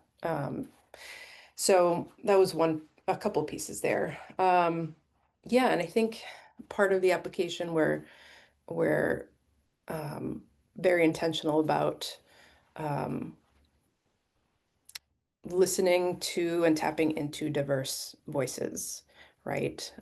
So yeah, there was a couple things that we thought about there. I don't know, am I missing anything else, Moki? There was, No, yeah. but sorry, you're talking Moki, but I wanted to ask, do they have to be living like do they have to live nearby you for that, or is it like a remote, like how does this work? Yeah, I would consider it hybrid, but mostly remote. So Stephen is based in Washington, D.C. So we yeah, so he's in DC, Jen is in Texas, and Greg is in California. So a lot of the work that we're doing with our fellows is remote. And then during their fellowship, we think about what times kind of align with their schedule to come out and do workshops or an artist talk or dinner, and just have more community engagement there. Yeah. All right, that was all my questions. All that you guys. Yeah. No, keep the questions coming. I But I will. think, I, yeah, I'm go sorry. ahead. Yeah, I will add to just Giselle said that I got to throw out because as she mentioned, I actually have been with the museum for a little over 10 years now, which is weird to have sort of like a longer history at a museum, especially as like coming in as a civilian who had zero military cultural competency. And under Giselle's leadership, I think especially as a veteran artist, and this idea of the institution doesn't have to have the mission it had when it started. As institutions should grow as a response to the community, and under Giselle's leadership, this fellowship has grown as a response to that need, right? And in addition to that, too, I was like, oh wait, we're doing a lot of fun things. Because we're talking about the national. This fellowship is really like a national engagement for our veteran artist community, but we also have a lot of student veterans and local and regional veterans of the Midwest. And being in Chicago is very important. Like, there's a reason we're in the middle of the country, I feel like, outside of the Vietnam Veterans Art Group having to be here. But we are also opening uh, actually next month, Open Studios, which is like a mini residency space within the museum for local veterans, and also military connected folks to sort of, I think, as we know, space is a very valuable commodity, and oftentimes, in response to a lot of veteran artists who I know who are like, I just don't have space to make, or, I don't have large, like, funds to gather cohorts of people to come together to even do like critiques or talk about work. So our NVAM Open Studios, which will launch next month, is also a part of a response to what is coming out of the fellowship, and also what's coming out of the need of local and regional veteran artists. So I did want to add that one. Yeah, just to piggyback off that, I think it's still important, artists need spaces and places that understand their value and and we can amplify that message to the audiences that need to hear it. And I think as we think about these times, I don't know about you, I'm struggling to find balance between peace of mind and kind of feeling a little helpless every time I turn on the news. Um, and like thinking, what can we do to make a difference? And I will say that I feel extremely lucky to work with artists in this endless pursuit of making a difference. So yeah, thanks Moki for adding that. So yeah. Ava, it looked like you had a question, so I wanted to, yeah. When you talked about hosting the open studio inside the museum, I was just wondering a little bit more like, what does that look like exactly? Like, is that like a pop-up for one night? Sorry if I missed that, if you said it, or are they there for a while, or like, what does that look like exactly? Are they like painting for a bit? Like what? Yeah, so the open studio is going to be a physical space that we are revamping one of our galleries in. This is also we had in-person veteran artist residency way back when I started, and I kind of wanted to bring that back. So during open hours, artists who so we have like a sort of list of folks for this like pilot version of it that are going to be invited because they were the ones who've been working with them. Like, I need space. I was like, I can provide you space. We'll be working during museum open hours, and then also for sort of special events like I mentioned, like veteran artist critiques and cohorts. A lot of the need came out of like some student veterans in school where maybe the veteran community, like they don't have an SVA, isn't strong in those schools, and maybe having critiques from their colleagues about their work was really out of context because they had to do a lot of training. Yeah, I was like, you have to always advocate for yourself when you're giving your critiques about kind of where your context is, as I know, because I definitely maybe would have been one of those colleagues that was like, I don't, what's a soldier? Like, these questions you just don't know at that age, or at the time. So it'll be during open hours with invite, but then when artists aren't available, there's going to be a schedule too where folks can just come and also use the space as well. Amazing. Yeah. That's awesome. And then Giselle, before you go, I know you're about to leave, but if you could just talk a little bit more about this artist database you guys talked about. Like how do people, I'm going to send this out like tomorrow in the resource guide, but how do people like sign up and kind of what is it for? And is there a vetting process? Is it like anyone? Can you just, yeah, give a few more basics about it? Yeah, so there's so it's live on the website as of today. Yay. And we were really looking to kind of close the gap on, there's these wonderful resources out there for uh, artists, but how are we consolidating it in one place? And there are a couple places that have that in existence. But I think we wanted to really focus on the community-based um, organizations and not just have a artist directory, but really just organizations that are working in the space.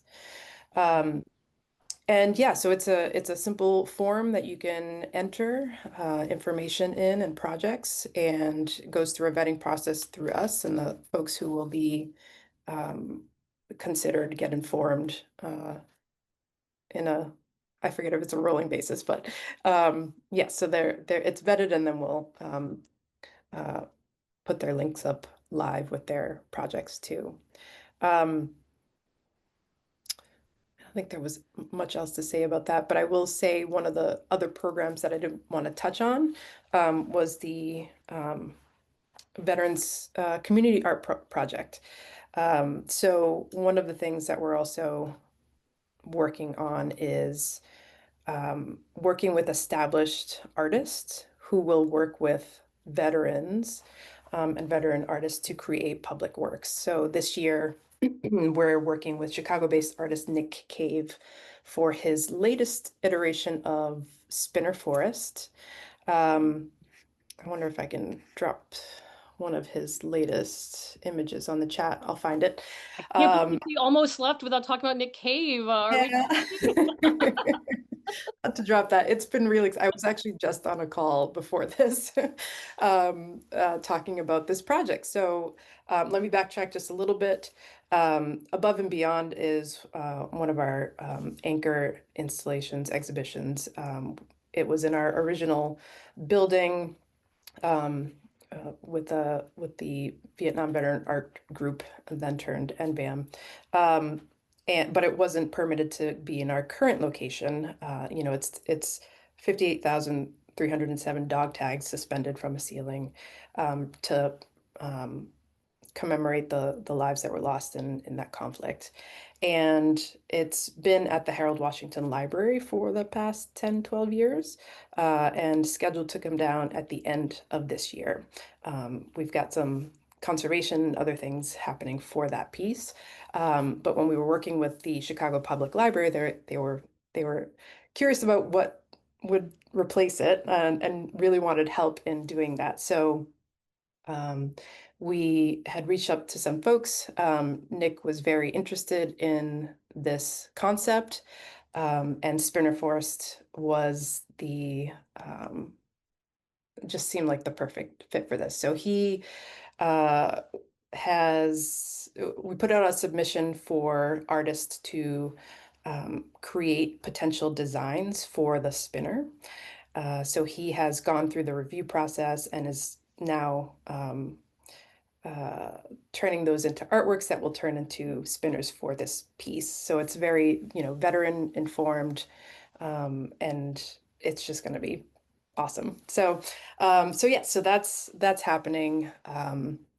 And the closing for Above and Beyond for anyone who's here or looking to see it before it comes down will be November 1st of this year.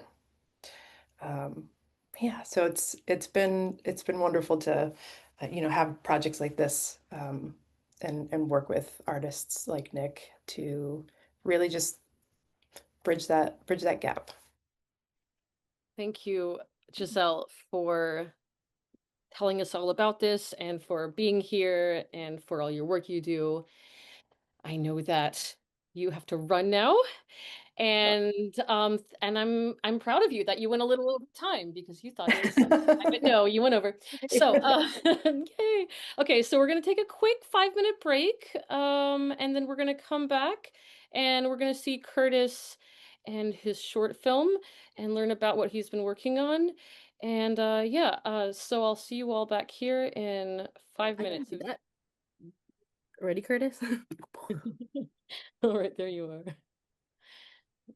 Yeah, sure. Hey, what's going on? Hi. Would you care to join us? Yeah, absolutely. Let's make it happen. I'll do a quick intro for everybody. So hi, I'm Curtis. Currently wearing a maroon t-shirt that reads Fordham, my alma mater. I'm also wearing a backwards DC United MLS soccer cap that is red. I am white, fair-skinned, a little bit of 5 o'clock shadow, and I have dark brown or light brown slash dark blonde hair. And I'm coming at you from Queens, New York, the ancestral homeland of the Lenape. Yeah. Thank you for being here. Welcome.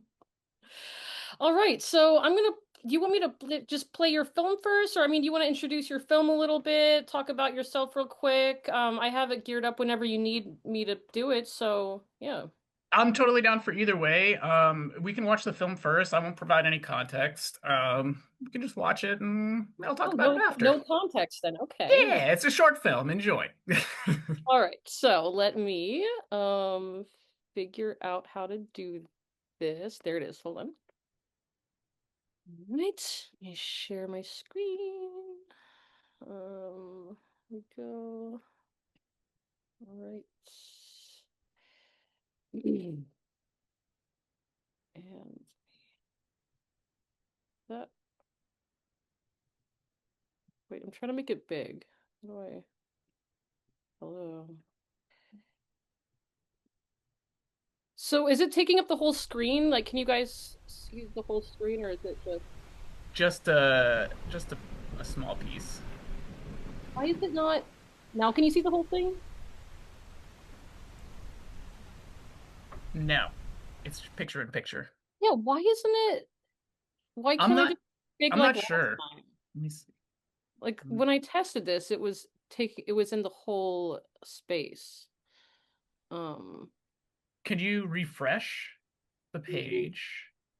Refresh the. I don't know if it's it. Maybe I need to share it differently. Hold on, let me try a different type of share. Yeah, I think if you choose to share a single tab screen, it should do it.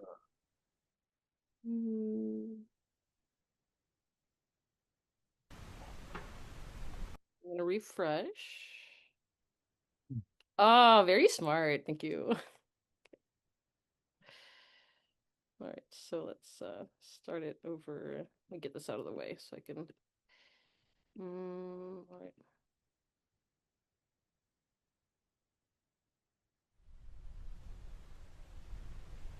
Ava, you have to exit out of a pop-up.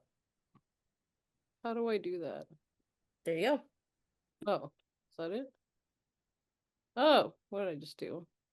Looks good. Wait. What?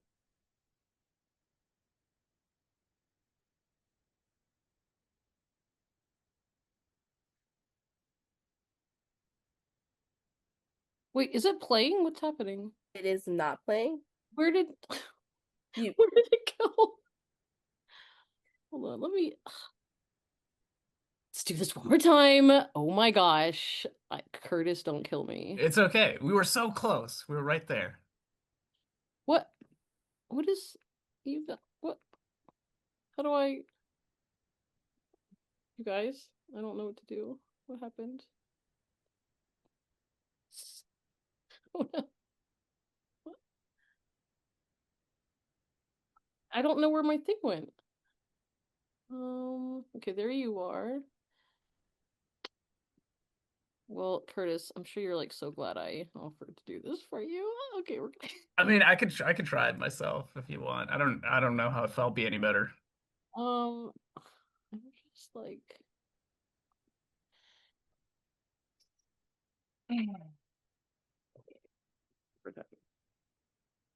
yeah, it just goes to you. I just shared okay.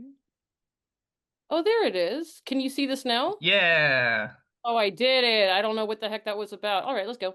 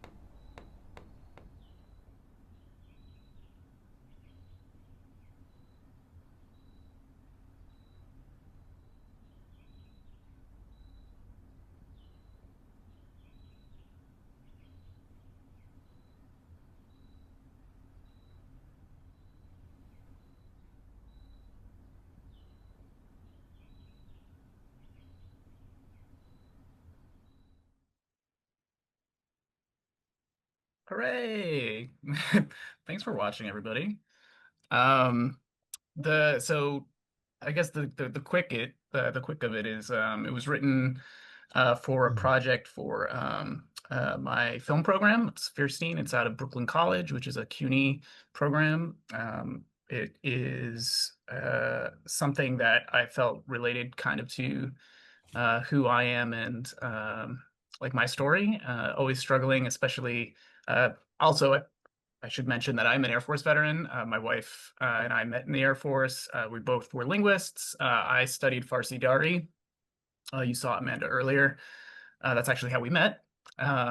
But part of this film is kind of the struggle between, just any artist's struggle or anybody's struggle of really finding fulfillment in kind of these creative things with also not trying to, but having to make ends meet. You know what I mean? And so I created it, and I thought it came out pretty great. It's not my greatest piece of work. It is a story that I love and believe in and will always share.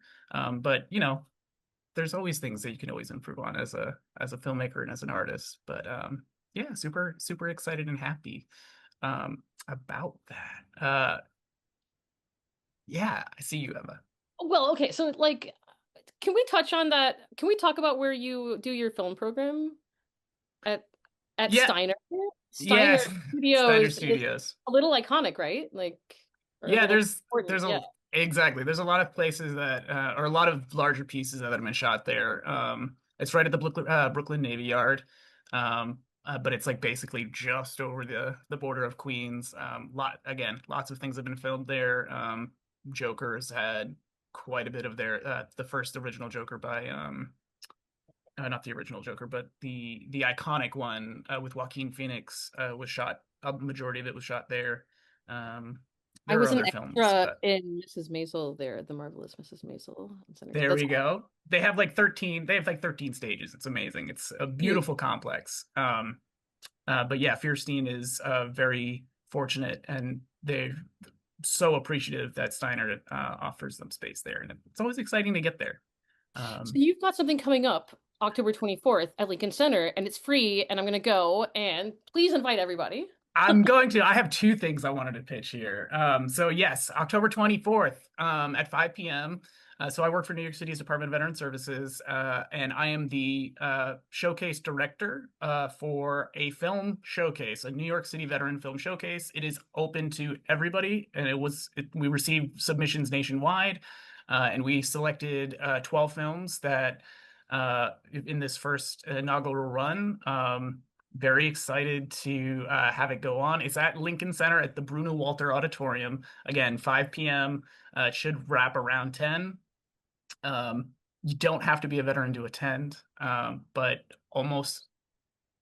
there's only one film that doesn't have a veteran associated with it, and that was by choice. It's the veteran community and the larger veteran community in general, and to be honestly a space to talk, to discuss, share resources, kind of talk projects, and just be like, hey, let's enjoy some cool stuff together, you know?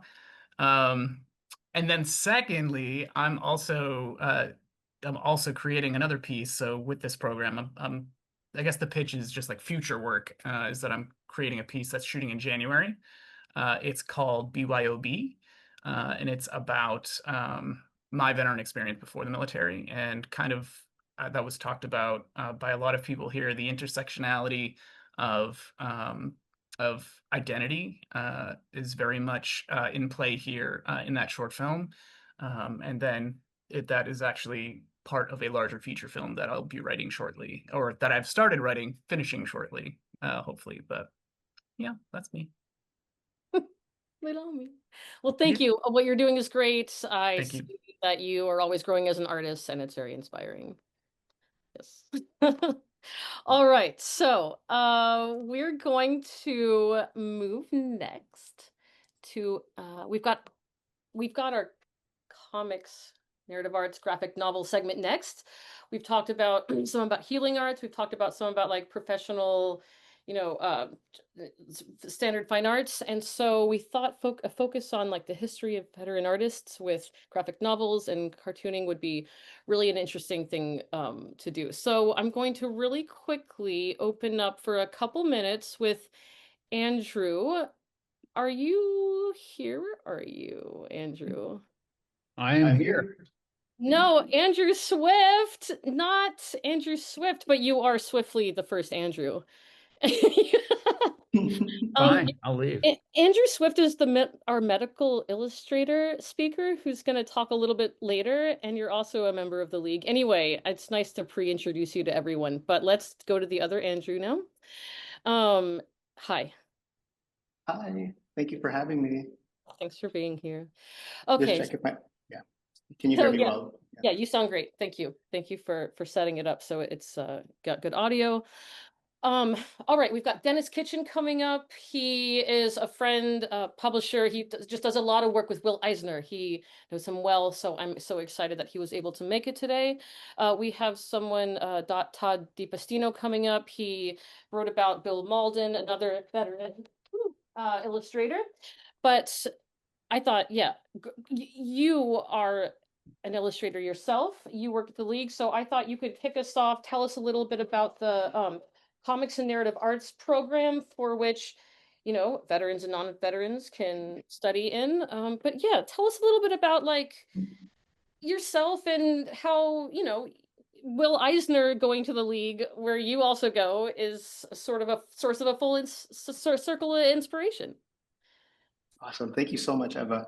And everyone, thank you so much for having me here. Just to introduce myself, my name is Andrew Drilon. I am a Filipino artist who moved to America in 2016, so almost 10 years ago, in order to go to the Art Students League of New York. And there I took the certificate in painting, which I completed around 2020. And after that, I continued working at the Art Students League, but transitioned to a professional comics career. So now I am drawing comics for DC Comics, currently their Aquaman pirate comic. And I'm also self-publishing my own works, Secret Heart Attack, a bunch of web comics, Kara comics. You can find me on Instagram at Andrew Drilon. And one of the things that I feel so blessed to do is, like, together with the administration of the Art Students League, we recently put together the Comics and Narrative Arts program, which includes a certificate in Comics and Narrative Arts that is open to domestic veterans. And it's a program specifically designed to leverage all the resources of the Art Students League, much of which is geared towards fundamentals, which are really helpful for fine artists, but also deeply helpful for any comic book creator. And so if you are interested in coming to the league, I highly recommend checking out our narrative arts program. We have instructors on staff who work professionally and can share their expertise with you guys. We also have people with experience in the animation industry. So it's a little more geared towards if your interest is in telling stories with pictures that that are sequential, like they are in comics, or maybe moving pictures, like you're working on your own animations. We have built a program that is now 2 years strong. Our first cohort just graduated. We're so proud of them.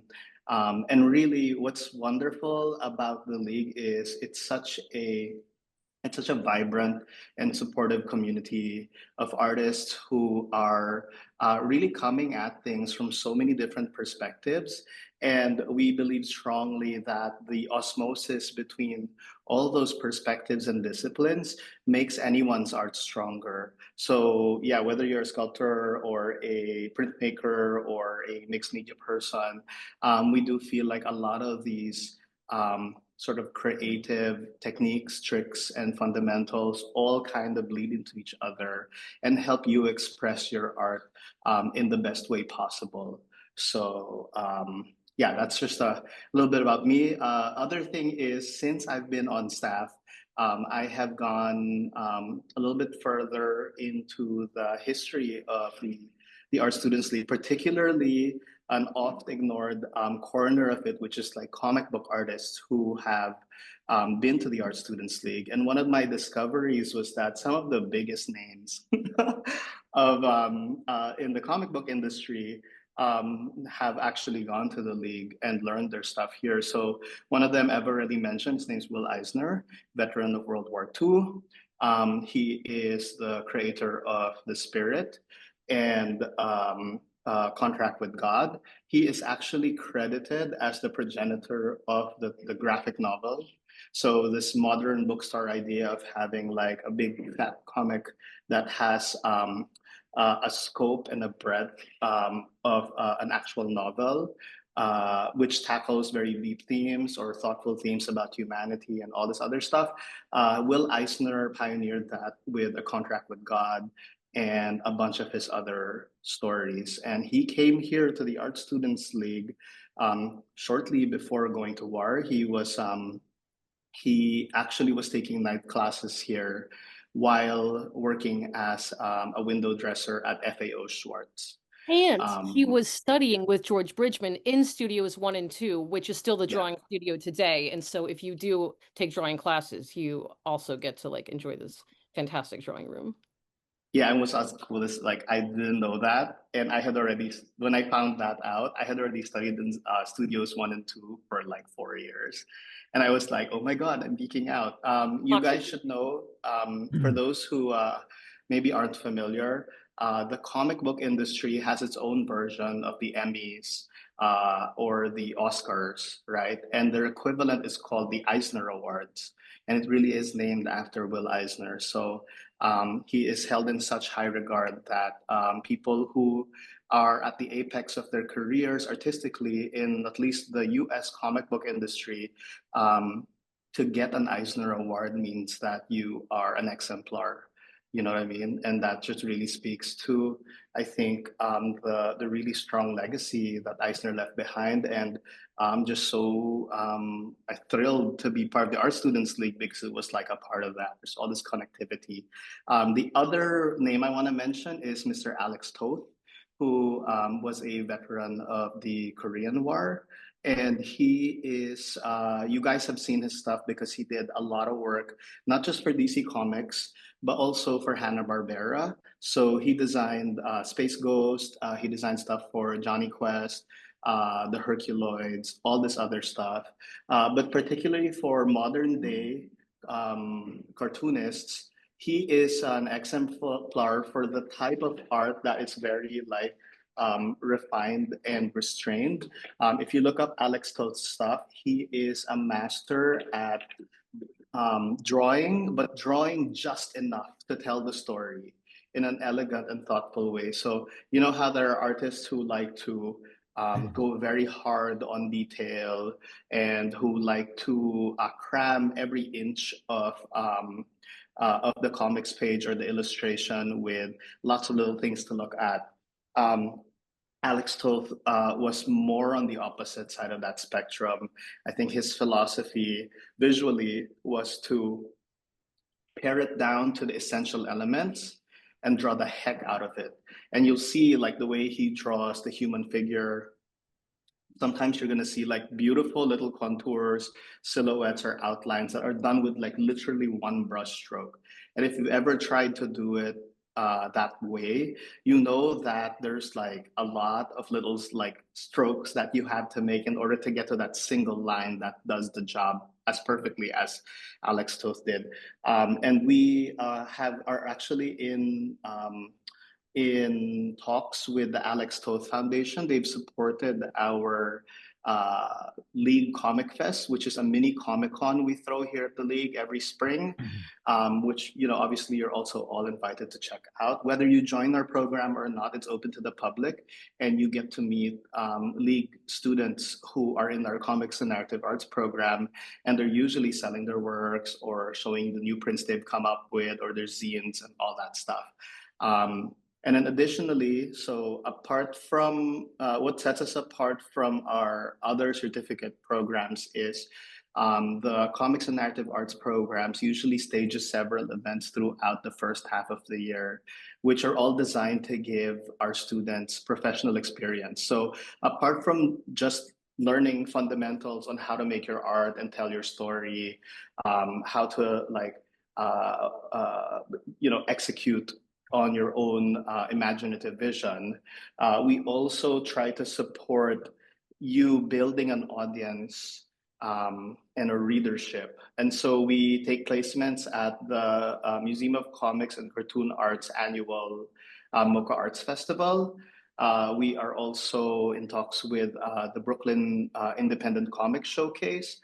So basically, our goal is that by the end of the program, our students are like indie cartoonists already in New York City, and they can start their careers from there. Because it really is, sometimes you just need, as as artists, we're often just so comfortable being alone in our studios, working on our art alone for 8 to 16 hours and not talking to anyone and just focusing purely on like making sure your vision is laid out there on paper in the way that you prefer.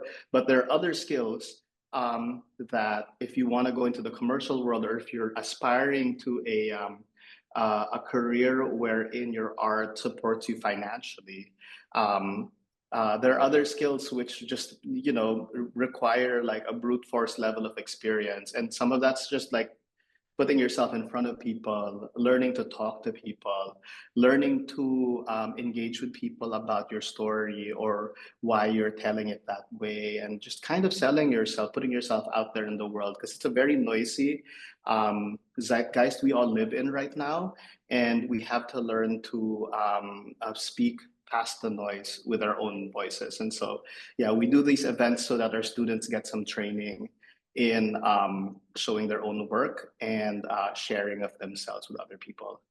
And then one last thing is that our program, the Comics and Narrative Arts program, we're very mentorship focused. So we, apart from just being in the classes, and your classes aren't all comics, they're not all animation. We have students who go into printmaking, who go into painting, just to bring those skills into their comics work, right? Or their animation work. But on top of that, we also hold like regular semi-semestral meetings where we have coffee, we have donuts, all the students. It's usually just a very intimate pool of students. We gather around like an art lab, and we talk to each other, and we show each other the work we've been doing, and we discuss like things that are inspiring us. We also discuss topics that I think sometimes people don't feel very comfortable talking about, like one of the times we were talking about how some of us felt overloaded because we're trying to juggle like a day job with making art, with studying, and so like how do you manage your time that way as an artist, or how do you like balance everything in your life? So we talk about like a lot of things that sort of like halo relate to the craft of making comics, and sometimes which aren't immediately obvious as a struggle. But the goal ultimately is to kind of help each other become the best version of ourselves and become the artist that we want to be. Yeah, I hope that was. Evan, do you have questions, or you want to like? Andrew, that was so thorough and so beautiful. And don't leave, because I want to introduce Dennis Kitchen, and I think you might have some questions for him yourself. I have a copy here of this Will Eisner book, A Contract with God, that we're talking about. I got this from the library and read it pretty much in like 1-2 sittings. It's one of the greatest things I've ever seen. So part of this raffle, I'm going to, among the attendees, we're gonna spin a wheel, and that'll be part of that. But Dennis, thank you for making it. I'm so happy that you're here. I'm glad I could. Andrew is going to be a tough act to follow. He knows his comics history. He's very articulate as a spokesperson for the young artistic comics community. I'm impressed. Yeah. Thank you so much, sir. My own connection with Will Eisner goes back to 1971. I should say, I began as part of the underground comics movement that started in the late 60s. It was a movement, a generational reaction to the fact that newsstand comic books had been self-censored by publishers. The infamous Comic Code Authority stamp that would be in the upper right-hand corner of every cover.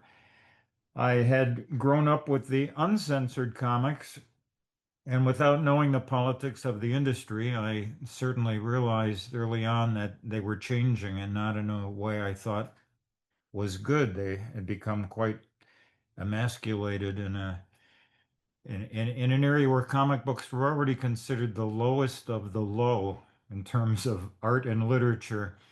The censoring made them even a little lower.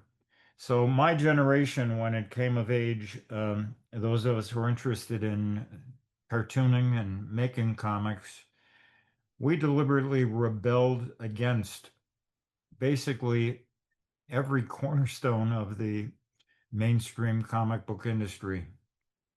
We resolved that we would do what we wanted. We were not going to allow anyone else to own the copyright to our art, to own our original art, and basically to tell us what we could do. And so, thanks to the fact that there was this, call it the hippie movement, starting in the late 1960s, we had the access to offset printing, which made printing affordable, not available to someone, say, of Will Eisner's generation. We had the advantage of a network of head shops all across North America and places in Europe that would carry our underground comics.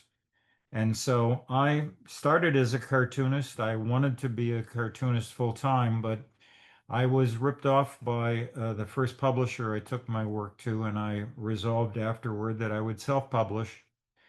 I had enough business sense, just a little, that other underground cartoonists asked me if I would publish their work, and without really thinking it through, I agreed and by default became mostly a publisher and less of an artist.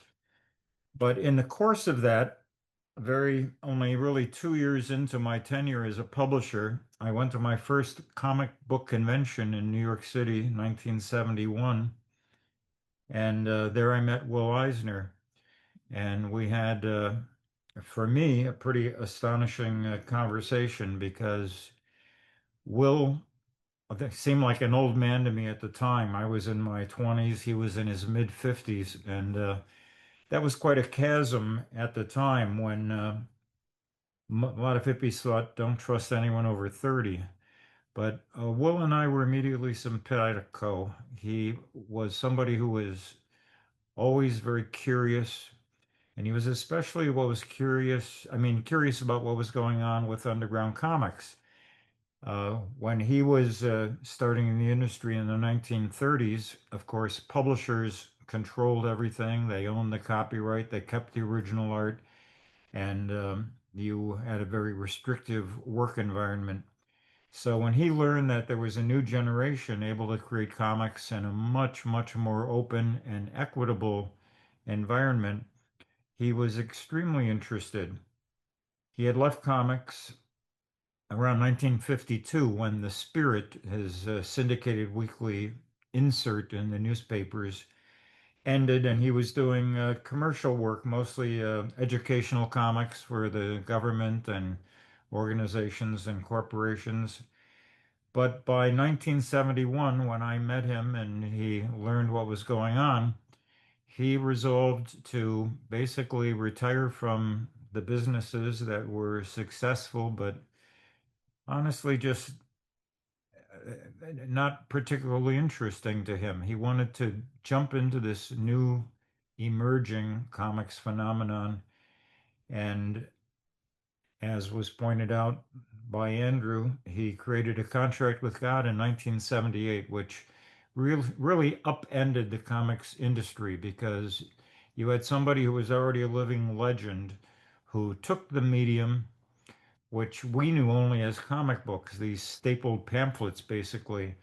And he took 4 short stories, put them into a book with a square binding. And it seems like really um, unimaginably simple now, but back then, making a comic book thick enough that you could put it on the shelf and read the spine, that suddenly made comics in a respectable format.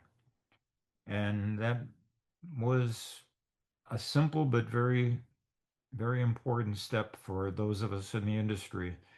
And we'll continue to create more graphic novels after a contract with God, roughly about 20 in all. Um, I was lucky enough to publish Contract with God along with most of his 20 graphic novels before my own publishing company eventually ended around 1999. Most of his graphic novels are still in print and available now from W. Norton, which is one of the best publishers in America, the only one of size that's employee owned. It's a great organization. So if you're looking for Will Eisner work, you can find it anywhere Norton's books are sold. I should also add that Will had not only pioneered what we now call the graphic novel, when he was in World War II, he worked in the Pentagon. And because he was already known as a nationally syndicated cartoonist, he was asked to do basically educational posters, and that led to doing eventually educational comics, which were unheard of. Again, given that comics had almost zero respect during this period of time. But he was able to convince the senior brass at the Pentagon that his illustrated manuals, i.e., comics, were far more effective, and they actually tested them and at the University of Chicago, and they found that the comic book instructional booklets were far more effective than just plain old text with bad black and white photos. And that led to him having a whole other career in educational comics. So Will was an amazing creator with a very long, productive career, and one of the few cartoonists who really was an astute businessman as well. And so he ran his own shop for many years, starting in the 1930s when he was a teenager. He opened up a shop and employed other artists, many much older than him, and started out the careers of a lot of artists comic fans know well, like Jack Kirby and Gil Kane and Lou Fine, and I could go on and on. So I had Dennis, the you pleasure could of go on working and with on, him. but I have to cut you off because I have to get in these other speakers, and I think that we should have an upcoming event where we maybe feature you for like Will Eisner Week and do something where we can go even more in depth. Sure, I would be I'm delighted so to do that. sad about the nature of this whole short thing, but I'm just so grateful that you could join us. Please stick around if you want to keep tuned in, or maybe you have to go do things, and that's fine too. Andrew, if you want to ask him any last minute questions, otherwise, I'm gonna move it along. I just want to add that it is such a huge honor to have Mr. Dennis Kitchen here at our symposium. Sir, you are a legend, and you just a brilliant vanguard of underground comics and personal expression. And you probably don't remember me. I bought from your table a couple of times. But yeah, we're so grateful for the work that you do and for the stance you take in an industry that is often very caught up in superficial pursuits. You have so much integrity, and a lot of other fine arts minded comics creators really look up to you. So thank you for being here, and thank you for honoring Will Eisner on top of it. Well, It's such a thank you, huge Andrew. honor. You're too kind. It was great to participate. Thank you very much. Thanks, Dennis. All right, so Moki, I'm going to now have to play, if you want to spotlight me again, this interview. Todd, thank you for joining me. Thank you very much, Eva, for having me on, and I'm kind of honored to be part of something that is produced by the Art Students League of New York because it's an institution that I'm acquainted with from my study of history. I'm a historian. I'm not a veteran, and I'm not an artist, but I do study artists. And so many great artists came from the Art Students League. It had such a profound impact on American culture and society. And I feel like some kind of spiritual kinship with the institution that you're such an important part of. I work with veterans, and the Veterans Breakfast Club is a nonprofit that I founded in 2008 simply to get veterans together to share stories. And my original thought, because I am a historian, my original thought is maybe I would write something about their stories, and I never did. But, however, I did something unexpected, something that kind of grabbed me by the lapels, I suppose, and pulled me in. The Veterans Breakfast Club, I'm just going to say, was not something I chose. It's like it was chosen for me by some kind of force, namely the veterans community, that kind of grabbed me by the lapels and pulled me in. And what it did, what we do is we hold storytelling programs. There's no agenda. There's no particular story we're looking for. There's no age group we're after. There's no, you didn't have to like the military. You didn't have to, serve in the Marines. Any branch of service, all eras, all backgrounds, young and old, men and women, black and white, um, you name it. We're looking for your story because it dawned on me at some point after talking with so many veterans after a few years that military service really is a special and distinct subculture, even in many ways a counterculture to the mainstream American culture. And when you go to basic training or boot camp, you get immersed and indoctrinated and inducted into this subculture, and it affects you and shapes you the rest of your life. And if you've not experienced the subculture, it's hard to understand. As you know, as an artist, art is so much of art is about inhabiting subcultures and countercultures. And if you're not in it, it's hard to understand the language. It's hard to understand the ethic. It's hard to understand, the values and the hierarchies within the subculture. And so if you're in it and you have somebody even close to you in your life who's not familiar with it, it can be kind of an isolating and alienating experience. And so we found that a lot of veterans don't share even the best parts of the subculture that they're a part of. And so my job as a non-veteran and as the executive director of the Veterans Breakfast Club is to start these conversations, facilitate the conversations, and catalyze the conversations, get the veterans to share stories of service. And a lot of these stories are traumatic. They're connected to trauma. Often that trauma is connected to war and combat. But often it's not. Often it's just these are stories of their work in the subculture. So what I found is that there is a special connection between veterans and art. Because, correct me if I'm wrong here, Eva, art, why do we even have art? Why do we produce art? I think it's because we produce it because we have to. We're driven to express experiences that are otherwise inexpressible.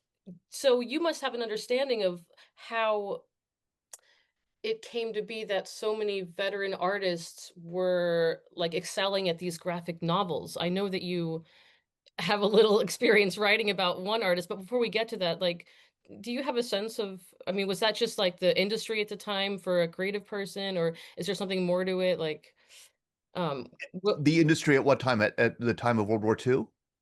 Yeah, and even just yeah, right. That was sort of the big heyday of that. Like, I don't know if Bill Malden was involved in anything like this, but I know Will Eisner was doing like illustrations for military manuals, right, training manuals, because they thought it would be like better retention and the image plus the writing. But I feel like, but beyond like tactical, reasons to be doing this, like, did it lend itself for their need to storytell? Yes, oh, for sure. I mean, World War II brought 16 million men and women into the military. 16 million. Today's active duty military is about 500,000. So it gives you a sense of just how enormous and just that, I mean, the culture was militarized in many, many ways. And a lot of these 16 million men and women couldn't read or write, or couldn't read or write very well. And so but they did read the comics. And so, comics were a great way to communicate kind of complicated lessons, complicated ideas, um, experiences, and in a wonderful way, we're talking about Bill Malden, to reflect GI's lives back to them in a way that kind of boosted morale and affirmed their their validated their experiences, affirmed their suffering in some cases, but also affirmed and validated their sacrifices and their service. So yeah, there's a whole interesting the visual culture of the United States during World War II is unique and special. And what makes it especially unique is that the war wasn't fought here. That made it difficult to fight a war. When a war isn't being fought where you're living, it's difficult to sustain interest in it.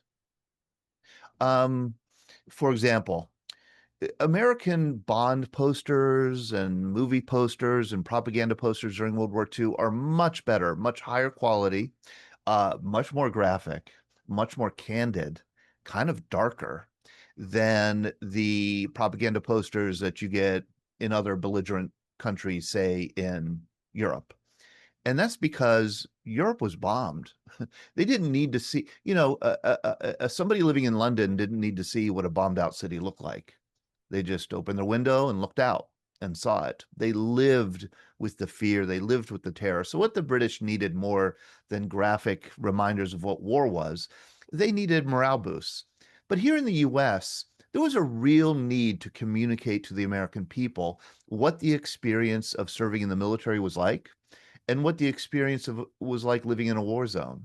So, Americans back home during the 1940s were just being bombarded with images of war in a way that other belligerent countries didn't. And this fact kind of continues on in our history because, the Korean War, Iraq and Afghanistan, Vietnam, those are all being fought very far from where we are. So there's this kind of constant feed of images back home. And over time, you get this huge body of work that represents war. So yes, thank you. Well, and I'll just say, and I'll just continue on then by just saying that that's why institutions like the Art Students League became so important. They were training and educating people to reflect this inexpressible, ineluctable experience back to people in order to get them to relate, in order to get them to support the war effort. I mean, and let's be clear, like this publicity campaign that the War Department and the Office of War Information during World War II launched was to engender and sustain support of the public for the war effort. Because there were Americans making sacrifices here back. It was tough. Your father, your mother was gone. Your mother was working in a factory, long hours. Your siblings were halfway around the world. You'd never heard from them. Some of your siblings were killed in the war. There was rationing that was really severe. There were shortages of everything. You couldn't get decent tobacco. You couldn't get decent liquor. There were no new cars built during the war. I mean, there were all kinds of deprivations and hardships that people back home suffered. And so there was a constant need to remind Americans why they're making these sacrifices. And that's why people from the Art Students League and Chicago Academy of Fine Arts and, art students all around the country and artists all around the country were enlisted in this huge effort to communicate to the home front why the war was being fought. And also like a big reminder that, yeah, you may be hard up back home because you can't buy your favorite whiskey, but it's a heck of a lot better than being in a foxhole in Italy.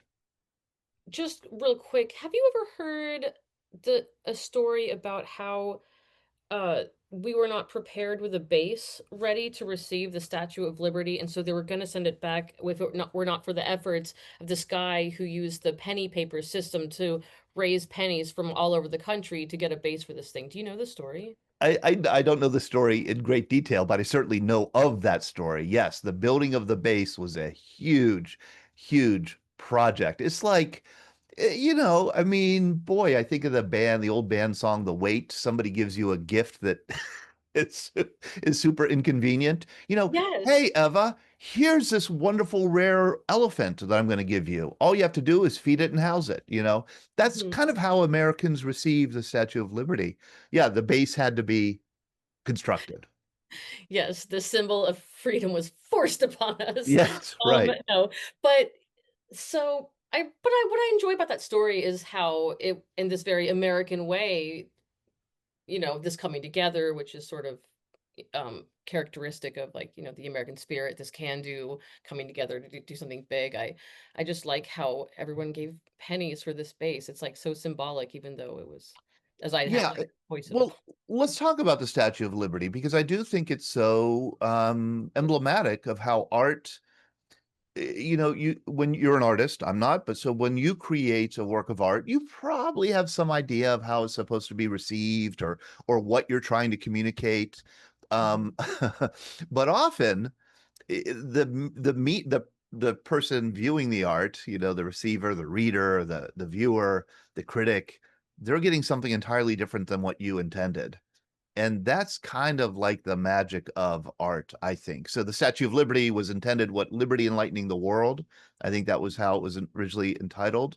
But just almost completely by accident, because of where it was positioned, it came to symbolize the welcoming of immigrants. And that was not the intention.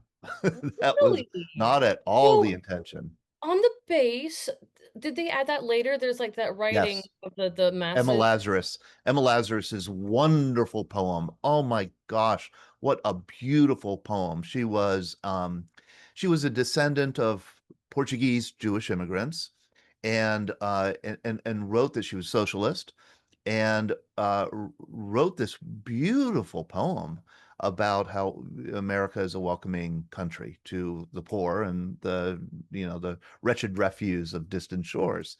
And it was quite a struggle to get that poem placed at the base. But when it was, it really did change the meaning of what the Statue of Liberty was all about. And I would argue, and I think a historian might be able to do some kind of study of this. I would argue that the Statue of Liberty really, because of its role in welcoming immigrants, really transformed the meaning of this country. Because these were immigrants coming from we're getting way off base here, Eva. I'm really enjoying this. This is super All right. interesting. Well, I'll just very quickly. This is a I mean, this is absolutely fine. But this is and this is off subject, but I think it is relevant to the impact that art has on the larger culture. The Statue of Liberty was welcoming immigrants who otherwise were not welcome to this country. These were people from strange places that nobody could find on a map, speaking languages that nobody had ever heard before, worshiping in churches that nobody had ever seen before.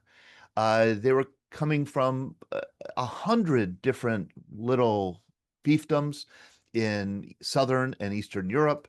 They were extremely poor. They were rural people. They were largely illiterate. And many of them wanted to come here, make some money, send it back home, and then go back home. Um, so they were flooding in and quickly transforming this country, which had been largely old stock Protestant, with some Irish mixed in and Germans. But mainly, this was a white Anglo-Saxon Protestant country. This was the Lincolnian Republic before these immigrants started coming. And these immigrants came and settled overwhelmingly in cities like New York City, like Philadelphia, like Pittsburgh and Chicago. And they did a number of things. They made this country urban very quickly. They industrialized this country very quickly. And they created this new problem that wasn't given this name, but we would probably call it a problem of diversity. How in the world are we going to hold together as a country with all of this myriad, languages and cultures and religions? And the Statue of Liberty was really part of the effort to redefine this country as a place where we could have a pluralistic kind of culture. So that is, I think that's the power of art. The Statue of Liberty was not intended to perform that function, but that's the function it performed. That's so interesting. I'd never heard that story before. Thanks for telling me. Did you know that the sculptor used his mom as the model? I did not know that. Isn't that a great way to memorialize your mother? Sort I of. would not memorialize my mother that way. She not symbolized freedom for you. Yeah, she was not a liberty in lighting the world. No, but yes, it is a wonderful way to remember one's mother. They say, If you had a worthy mother. I learned from Patricia Cronin, a sculptor. She said, like, bigger sculptures for bigger ideas, right? Larger than life, big idea. So I thought of the Statue of Liberty, like, yeah, big idea, big sculpture. Have you? And sculpture again is something else that's relevant to the veteran experience. It's being a non-veteran, not coming from a military family, I really didn't understand the importance of memorials and monuments to veterans. It is powerful, and I don't want to go beyond my time here, Eva, but I just want to say that it's remarkable to see a large, self-possessed, strong young Marine kind of stride up to a memorial, stand there silently and look at a statue and break down in tears. What's going on there? There's a connection. There's a prompt that the sculpture kind of initiates within the veteran. It reaches a part that can't otherwise be reached. And that the area of a memorial is often sacred ground. I see it over and over. And war memorials are so diverse.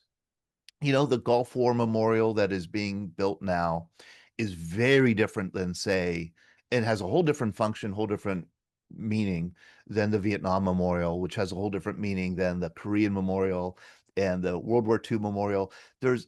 Memorials are really important to our veterans in a way that I never understood before.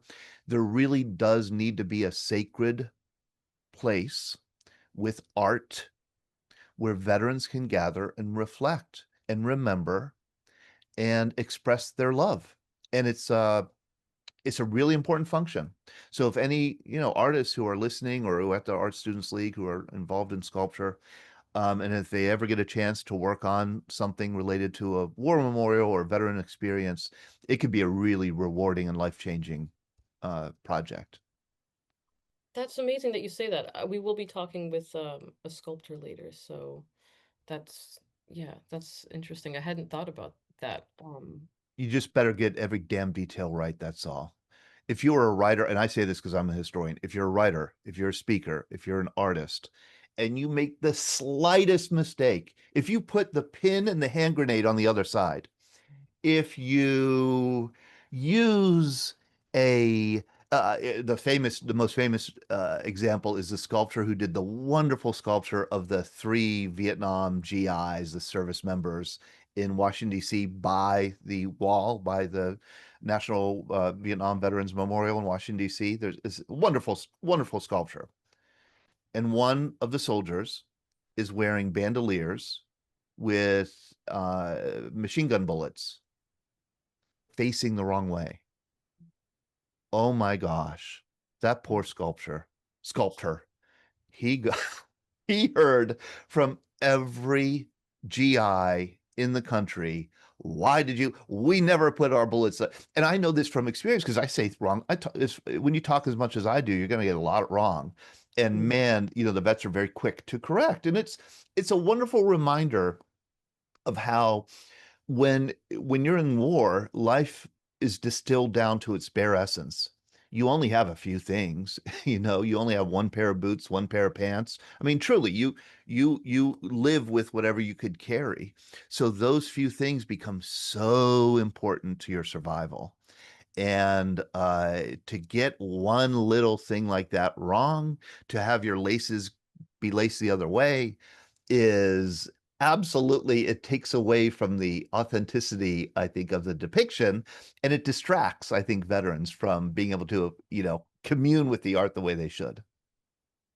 I'm so devastated that we have to like cut time. I just feel like we could talk for like an hour about this. Well, gosh, Steve Rands, please join us. Like, hi.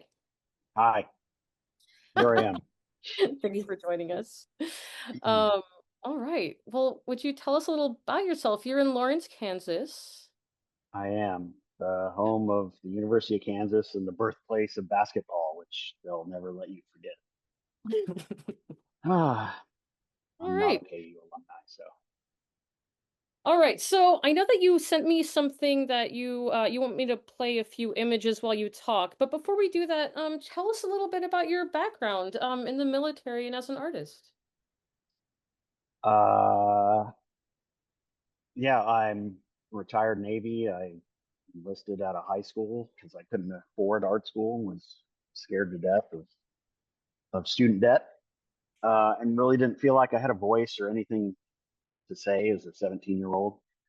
So I ended up enlisting in the Navy, which obviously, if you're not going to go to art school, enlist in the military. It makes perfect sense. Did 2 years, enlisted and got an ROTC scholarship. Went and got a mechanical engineering degree at Purdue. And then was commissioned and flew helicopters and did 5 combat deployments to Iraq and Afghanistan, doing all kinds of not flying stuff, just completely weird stuff. And then after retirement, I started a metal fabrication business in January of 2019, which was the perfect time to start a new business. And then I actually relocated that business here to Lawrence about 3 years ago and decided to focus exclusively on sculpture here. And that covers about the first half of my video.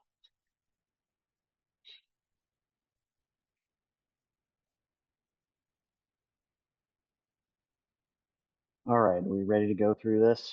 Sorry. Oh, I was on mute. Yeah, I'm sharing your video, and I'm going to let you continue to talk over this video you've put together here. Okay, so that's me. That's also me. This is basically what I just covered, all the weird stuff I did. Yeah, so then I got out, really had no idea what I wanted to do, started a business so I could be in charge of my own success. In that business, well, going up to that business, I decided to take some classes from my local community college in art, sculpture, fabrication, really just to build some more metal fabrication skills. And this ended up really just reawakening the whole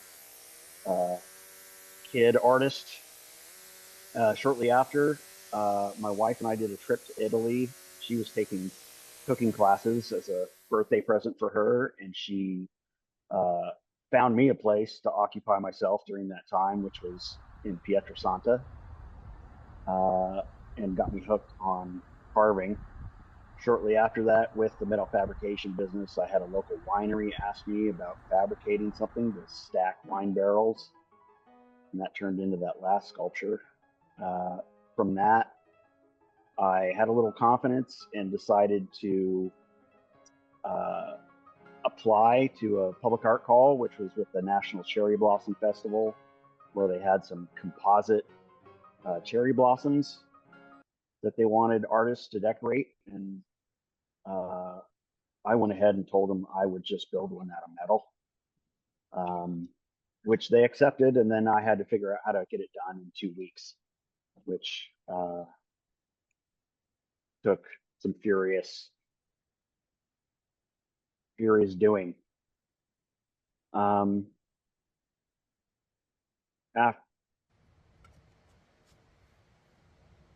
let me back up a little bit. Yeah, it like stopped playing. It's being so weird. Yeah, it's probably. Yeah, but I see that there's like a nice color. There's like a nice color bit where it shows the orange and this purple. Yeah, it ended up being on display in Washington, D.C., right near Nationals Ballpark. Oh yeah, that's annoying. I don't know why it's doing that. So anyway, but keep talking. I know you've got that table coming up and stuff, but like listen, before we go back into the rest of what you're doing Sure. here, can like I think people might want to know like running your own metal fabrication shop, like that sounds like arduous and expensive, and like you need a lot of space, and like that sounds like the biggest headache in the world, but you are making it happen. Do you love the work? Is it what like it seems like there must be high risk, high reward, or there must be a big payoff for doing this like big sized work, because man, that is a tough job. Yeah, it was a lot more lucrative when I was doing things like building out shipping containers into office space back in Maryland. But I really didn't enjoy it.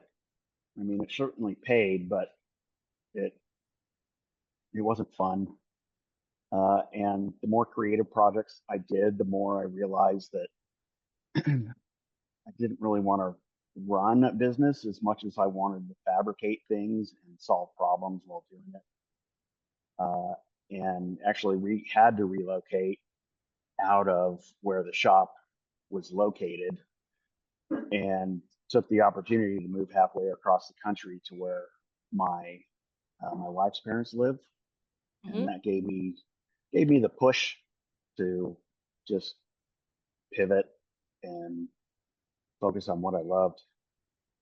Which is what? And which is doing sculpture full time. And it's been a challenge. I managed to accumulate a little debt with the COVID relief loans that happened back before I moved. So I'm working to pay those off.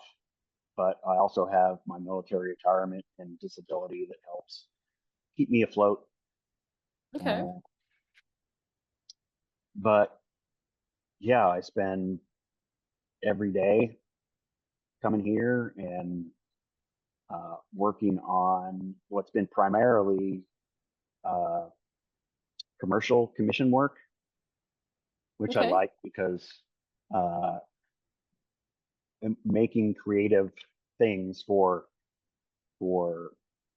companies and corporations, the best advantage of it is they understand the cost of labor, and they don't view it as much as just art and look at it as an investment for resale after I'm dead, as much as they understand that I put hundreds of hours into a piece, and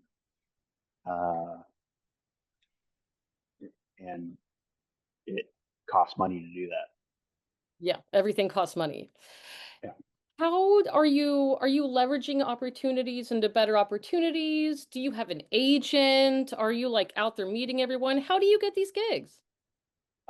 Most of it has been networking, whether it was people I went to college with who are now at companies somewhere and they have a need for a custom uh, uh, safety award trophy that I've had.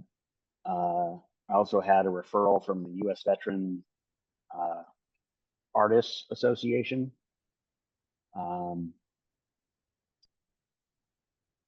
then I've also, in my area here, there's the Mid-Atlantic, or not Mid-Atlantic, Mid-America Arts Association that does some professional development courses for artists. It's been a great networking opportunity. And then I've reached out to fellow veterans who I know really well and who I don't know so well, just identifying, what they're doing and if they have a need that I can provide some creative fabrication for. Thank you for sharing all of these like kind of realistic, things that you have to deal with. I know that sometimes artists want to kind of sugarcoat and show the highlight reel, but it really is a struggle to do this every day sometimes because it's not like a guaranteed paycheck. You have to find the work. So, you got to be out there hunting for these things, being professional and nice to people. So, anyway, before we pivot to Andrew Swift to talk about medical illustration, is there any like maybe some like main tips, like if someone was thinking about going and studying welding, like for example, we have a welding studio in the sculpture basement or wherever they might be studying. Like if would you recommend the metal fabrication as a way of life? Like how would you prepare them? Like, what are some things to just like prepare for if you're going to do this? I would say realize you have a bunch of GI Bill benefits that will cover all more and more programs every day, it seems like. I think when I first became eligible for the post 9/11 GI Bill, the only thing they would cover was like 4-year degrees. And now there's all kinds of trade schools and everything. That's actually how I ended up in the community college class I was in. I was looking for ways to use my GI Bill, but out on the East Coast in Maryland, I just didn't have anything really local to me that I could do that with. But yeah, there's tons of great welding schools and dedicated fabrication, especially on the West Coast, schools that you can use the GI Bill. Thank you. I think that's a solid start. Steve, thank you very much for joining us from your studio. Sure. You may stay on and watch the rest or, go if you need, but hope you stick around. Because Andrew, hi. Hi. I met you during a meeting at the League and you were like, hey, can we prepare artists for stuff? And then I'm like, do you want to talk about medical illustration at this event? Yes. Yeah. So you mean just take off? Yeah, well, so I'll just say Sure. you are a medical illustrator. You are a member of the Art Students League. You are currently at a big conference, a big national conference for medical illustrators, but you were telling me what a viable career path this can be. So I'm just excited to have you take over right now and tell us all about it. Well, you're very kind. So, yeah, I work as a medical illustrator, and essentially I work on any type of imagery which involves medical science or scientific content. Right? So anything, a cover, an image of a heart on the cover of Time magazine might be done by a medical illustrator. A training manual, which is given to a patient, telling them how to clean a dressing would be given, might be done by a medical illustrator. It can be really anything in the world. Some of it's very scientific and very specific, and some of it's very general. We do some sequential art, some graphic novel sort of stuff as well. And so if you'd like, I'll just go through and share some work. How much time do I have again? Oh, you have, I don't know, I guess like maybe 8 minutes, 10 minutes. Okay. I'm going to set it for 8 minutes, and then you just start telling me to shut up. All right, here we go. So I was trained at the League a long time ago, and I've kept up with my figurative work and my figure drawing. I still go to the League quite a bit and draw, and I put in the chat or in the Zoom thing, I will post my I'll post some links that will take you to both my work and work of the medical Association of Medical Illustrators. But I still think the basis of everything we do is drawing. And so I still draw quite a bit. Even though I spend my entire day producing digital art, I think the skills are exactly the same as they've always been, right? It's just good visual, it's just good storytelling. So, and I always do a self-portrait when I get my hair cut. I encourage everyone to do that. Okay.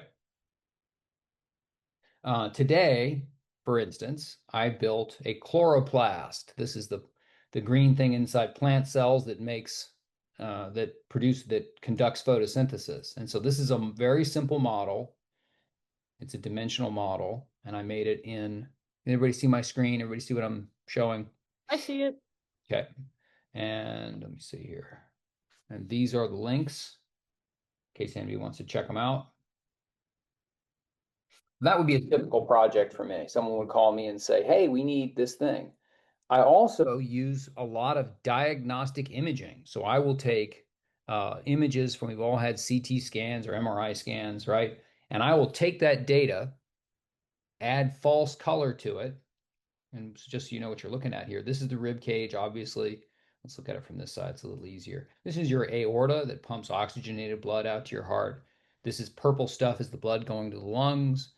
And the red is oxygenated blood coming back from the lungs to the heart to be pumped out through the aorta. Blue are the veins.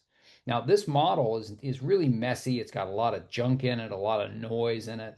And so what I would do is I would take that model and bring it into a software program and clean it up, basically rebuild around it. So I keep the proportions, and I can build this model based on actual data. So this is not my interpretation of the data. This is the interpretation of my data. The other one is actual data from an actual person, and I can get in there and measure everything and do all that.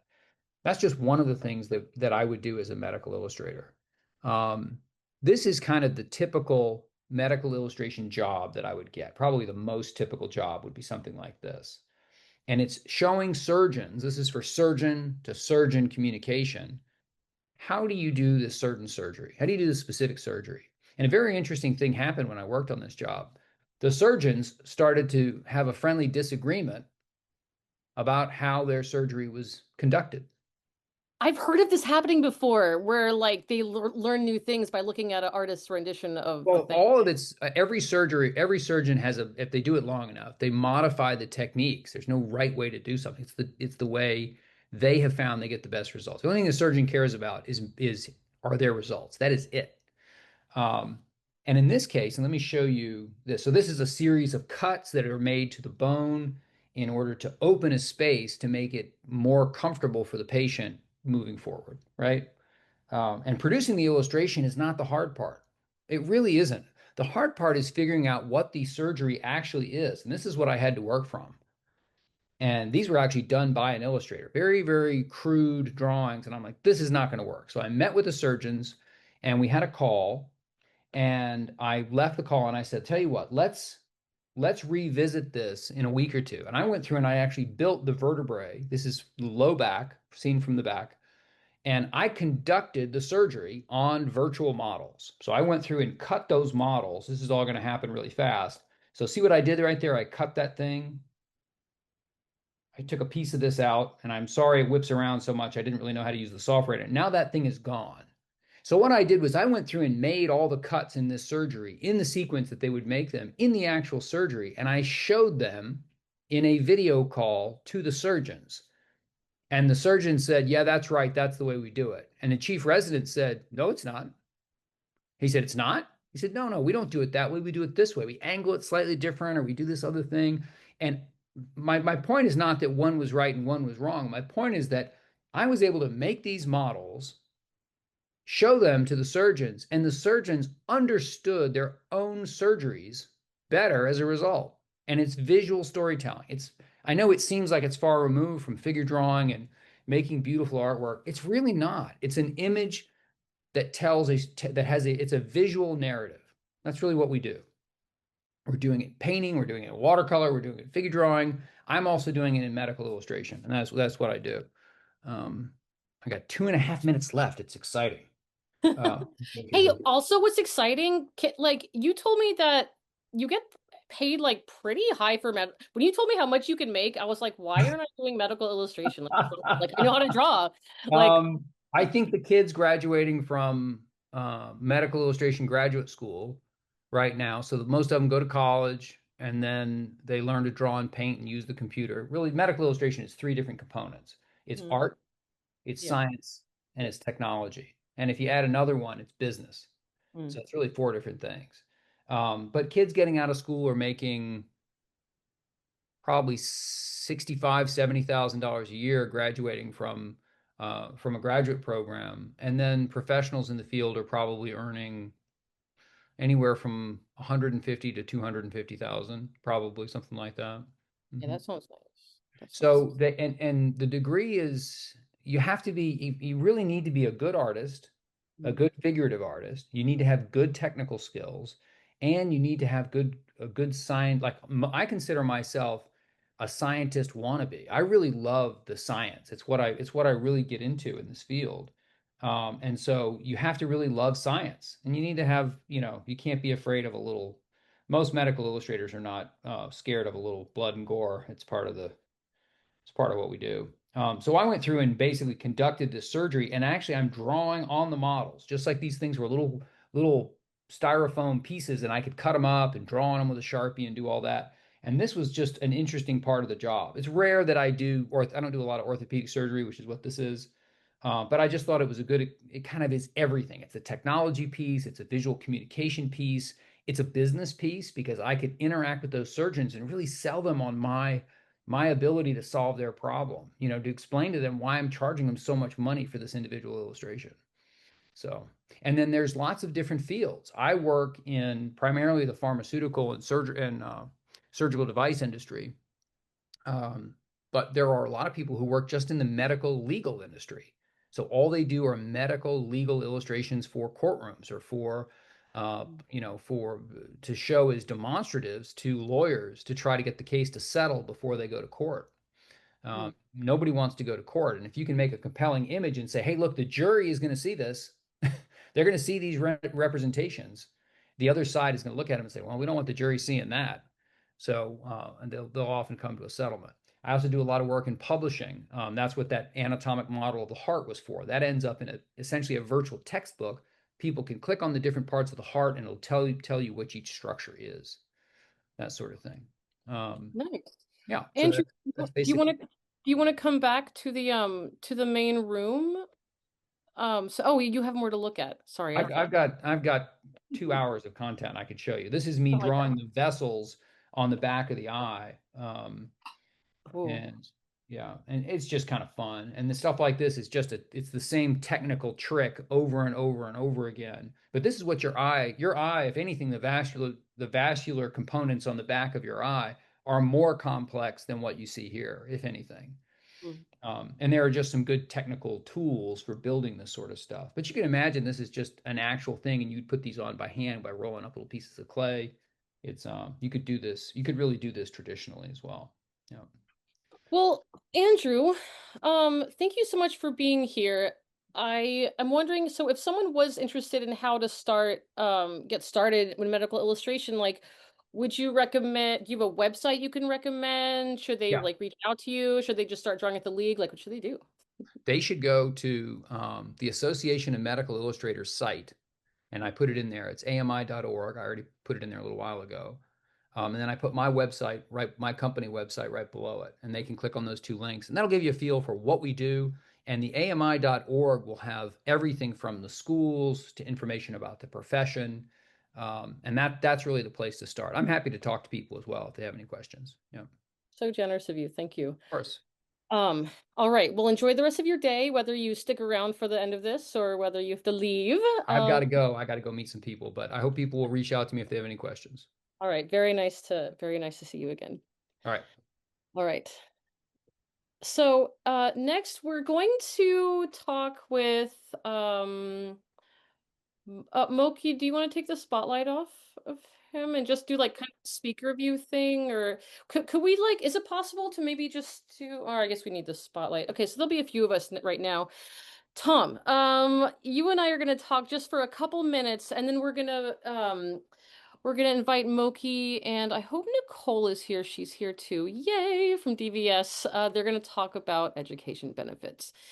But Tom, you work with the veterans at the League who are coming to the certificate program.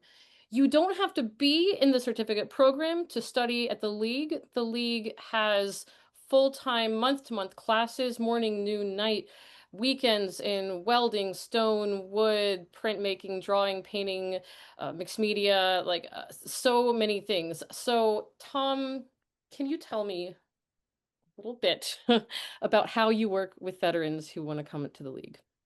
Yeah, thank you, Eva. This is so exciting, and it's great to see Steve, who was in the program recently. And everyone is emphasizing how they acquired skills and the need for skills, and in fine art, in studio art, and in any direction that they go into. Steve Rands, the fabricator, made me think about our own sculpture program, Works in Public, and the work that students are doing there, and the stuff that goes on in every single studio at the League. But we can go on and on about that. So very directly, so as Eva said, anyone can come to the League and start taking classes and study.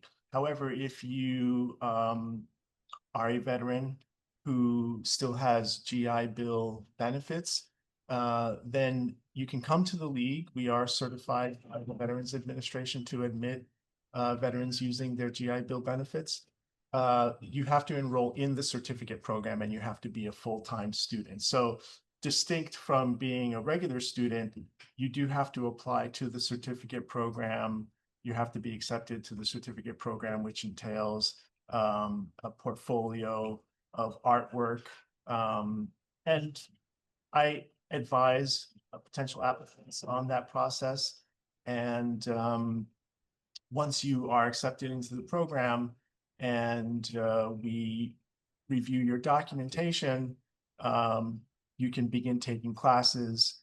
My role as school certifying official is to ensure that you're enrolled full-time and that you're taking the proper number of classes in the proper sequence.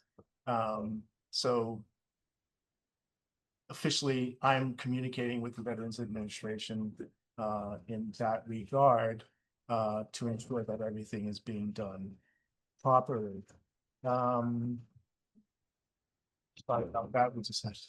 We're on 57th Street, major thoroughfare. That was a fire truck that drove by. So yeah, and I'm so happy that every year we continue to have new veterans who come to the League, who choose to come to the League. So we are an unaccredited institution. We're non-accredited. So in the VA's world, we are an NCD. We are a non-credit degree program. But it's great to see that veterans are choosing the League. They're making a conscious choice to come here, recognizing the value of the studio art education and approach that we offer here. So we have 3 new veterans this year who are enrolled full-time. I know that sounds like a low number, but for us, it's a great thing to see when we have new veterans coming each year or each semester. All right. So if you'll stay on, Tom, I think like Moki and Nicole could come on here and talk a bit about how, like, the general process of I don't know what happened to Moki, but I think she's gone. But oh yeah, there's Nicole. Okay, so I'm going to Hi, everyone. Hi. Just queuing up the prez. Yeah, thank you everyone for sticking around. It's kind of one of those things where I'm like, oh my gosh, I like want to keep hearing everyone speak. So I'm glad that we were able to share links out, but also to be able to have those resources shared out at a later post symposium. So thank you, Eva, for that. Great. And yeah, and thank you, Tom. I had mentioned that Janet Hoffman was on earlier. She emailed me. She was like, I wanted to stay longer after work, but her husband was a World War II veteran, one of the first veterans at Art Students League New York, which is so cool. Continuing the legacy of supporting veteran artists and makers. So yeah, I would love to, again, Moki here from NVAM, introduce Nicole Orlando, who is in New York. Thank you, Nicole, for joining us. Yes. Nicole is the Director of Veteran Transition at the New York City Department of Veterans Services, DVS, where she oversees a portfolio that includes entrepreneurship, employment, education, transition, and special events.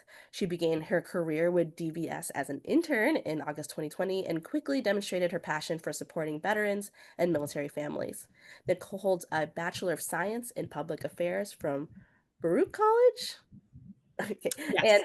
And is dedicated to creating impactful programs that assist veterans in their transition to civilian life. So thank you, Nicole, for being here. Of course. And I will say, as of Monday, I am now the Deputy Chief of Staff here at our agency, which I'm very excited about to continue in a little bit of a different capacity and really make sure that our programs are getting out there. And I will preface this by saying I'm not going to be as cool as some of the other presenters. I definitely am going to be more of the programmatic. This is how you should get your benefits, and this is what you should do. And I see that Curtis is on the line as well, who's part of our team and one of my best friends. So excited to be here. So this is a little bit of an overview about what we're going to be talking about. And again, I am in New York City, so this is going to be a little bit more specific towards New York, but benefits in general, are pretty transferable in terms of different places. So we'll speak a little bit about our Veterans on Campus network, our VA work study program, Student Veteran for Life, Chapter 31, which is your, Chapter 31 and 33 are your most common educational benefits, some New York specific programs, and just some general resources as well. So thank you for having me. I'm excited to jump right in. So what we've built out here at our agency is a Veterans on Campus network, which bridges the gaps between students, student veteran administrators, and our agency. So we understand that going to school is tough, especially if you haven't been in the classroom in a while, you're starting a new program. It can be a lot, and we want to make sure you have the support there to thrive. So we bring together different student veterans from different campuses to get different perspectives, student veteran support staff at each school, as well as what we're able to do as a city, which is oversee if there's any issues that are happening and really bridge that gap. Next slide, please. And we also put on some different events with that Veterans on Campus community in mind. Something I encourage you to take advantage of if you are using your VA educational benefits, no matter where you're going to school, as long as you're using those benefits, you do become eligible for a VA work study position, which is up to 25 hours a week. I believe the salary will be $17 an hour starting in January. I think it's $16 right now, that you're able to receive on top of your BAH that you're getting with using these benefits. So it does need to be at a VA approved sites, and there's VA approved sites all over the country. Our agency is one, and we've utilized work study for a lot of our IT roles, as well as I've had a transition work study. So there's a lot of great opportunities out there as a way to really make money while you're going to school, but also be involved in a different group that maybe, you're looking to be involved with after graduation. So that's a little bit about work study. Student veteran, we can actually skip this one. Okay, so chapter 31, which is our VRE, you may have heard it be called Voc Rehab. So this is the Veterans Readiness and Employment Program.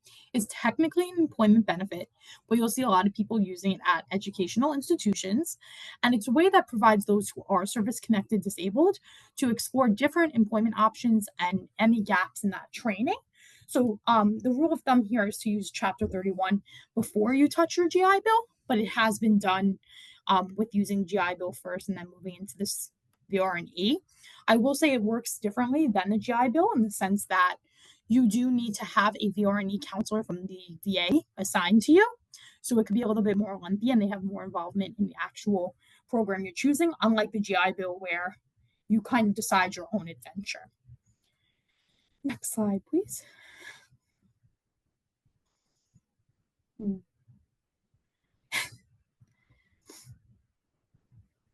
So sorry, I don't know what happened to No, that. it's okay. It's in 3 parts. It got messed up. So part 1. So chapter 33, which is our classic GI Bill. So you've served on active duty for 90 or more days after 2001 and provides you with 36 months of eligibility in terms of what programs you can go to. And you can always check with the VA what you are eligible for. If you don't have, continuous service, or there may be something where you just want to check that eligibility.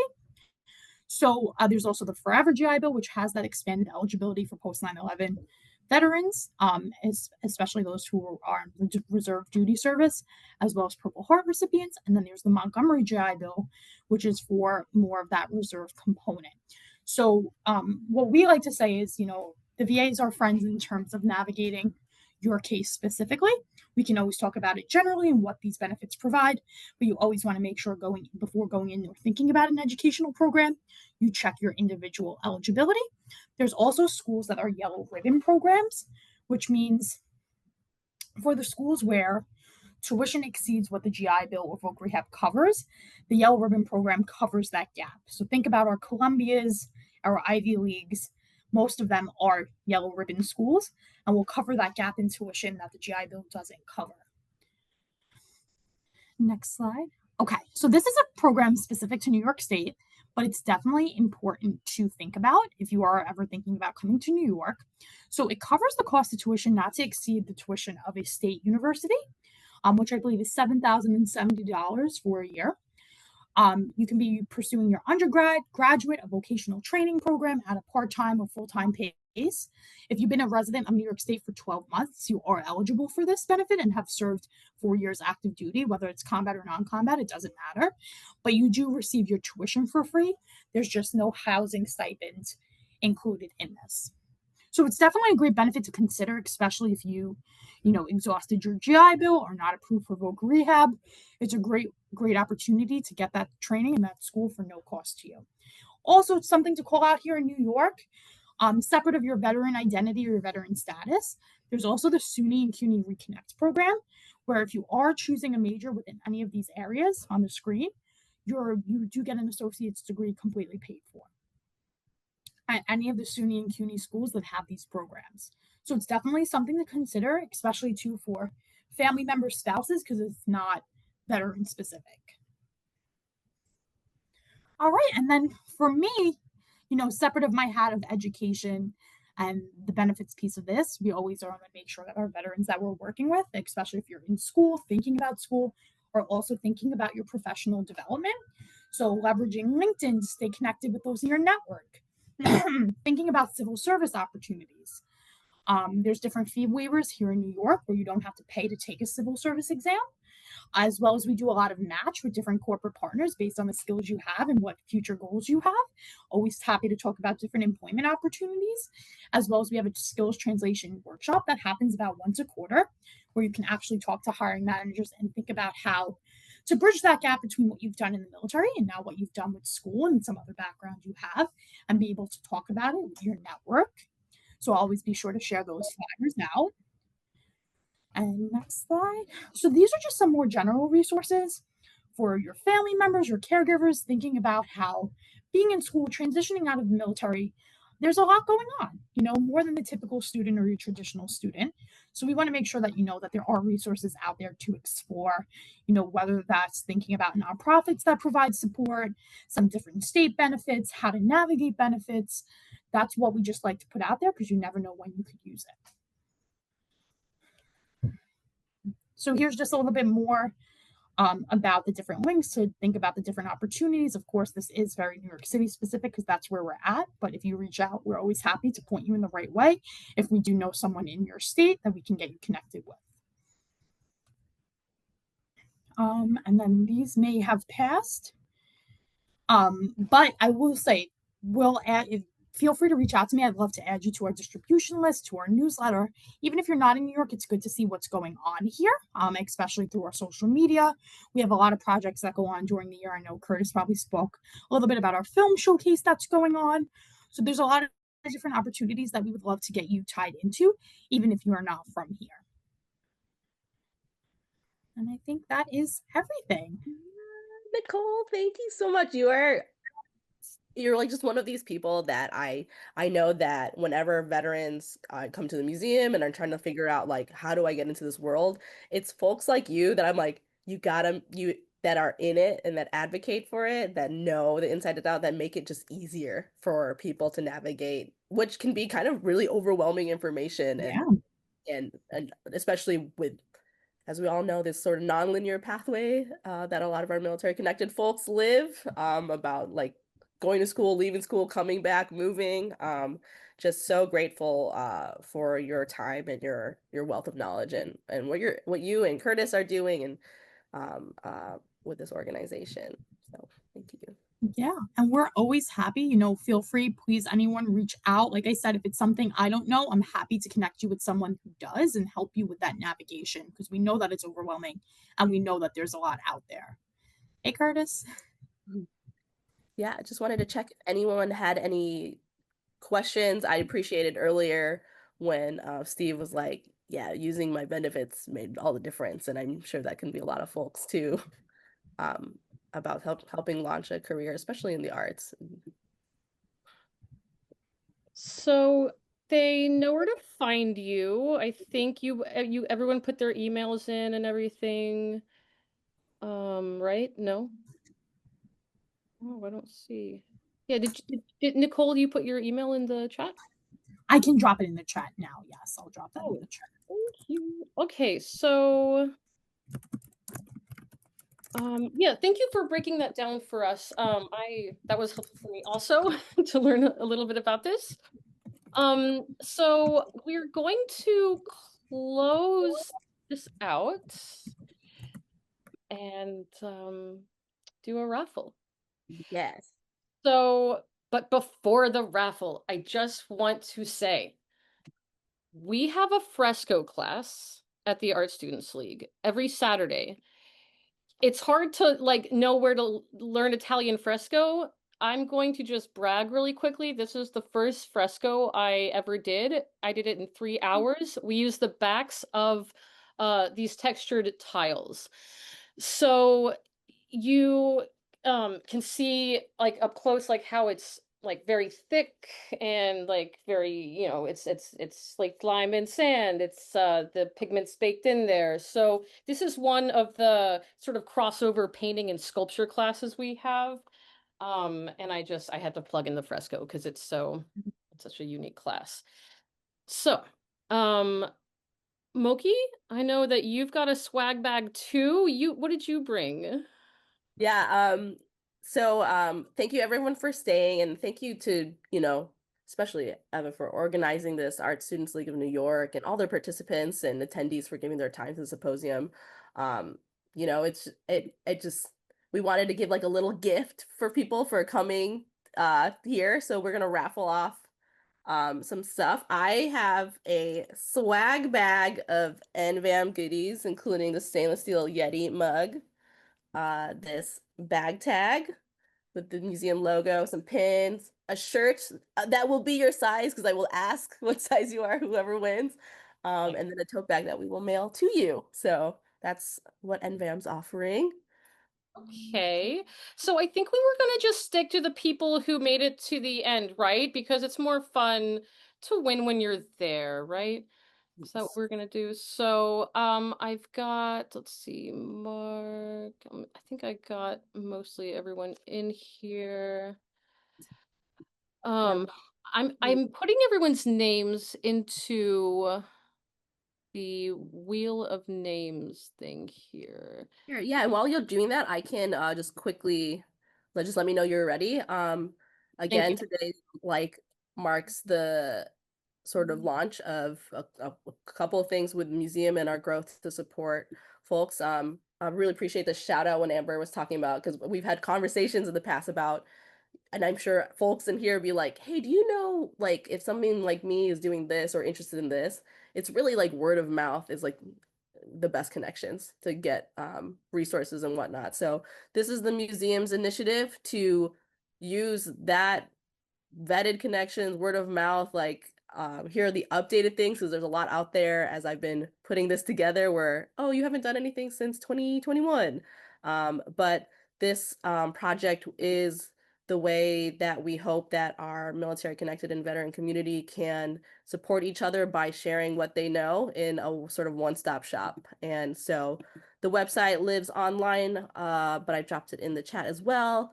And then this button contributes to the Veterans Art database. That is just a Google form that helps collect the information that's needed. And then we will go through and make sure those are all updated information, then posted online. So, and it's a growing resource. So if anyone also has feedback about like what would make it better or like what you think, it's supposed to be a living database. So I'm excited to share that with you all.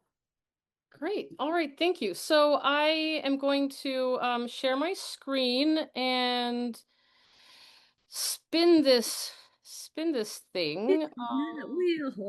How do I wait? Oh, once again, it's being disagreeable. Hold on. Let me share my screen here. Okay. Right. So can I, there we go. All right, let's hit shuffle a couple times.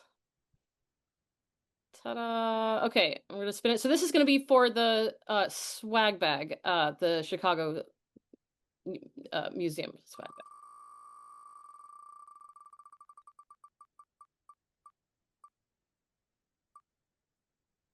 All right, Tiffany. All right. So, congratulations to Tiffany raised her hand. Moki, can you let Tiffany come on for a second? I'd love to talk, Tiffany. Go for it.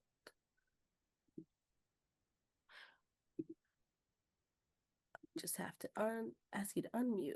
Should work. I just want to say thank you for the incredible symposium that you've put on today. I'm at the Citadel, which is a military college for that we are growing our fine arts program here in South Carolina. So thank you for broadening the search and the speakers. I'm going to share this with so many more students to amplify everything that you've been doing. So thank you. Thanks, that's awesome. Thank you for being here. We really appreciate it. So I'm gonna get those from you, Moki, and I'll send that off. And now this will be for A Contract with God, which I picked up in person at the Barnes & Noble because it's hard to get right now, apparently. They had to like order it from their dwindling stock at their warehouse. All right. Oh, I think I have to like yes. Okay. So all right, we're gonna shuffle a couple more times and let's click to spin.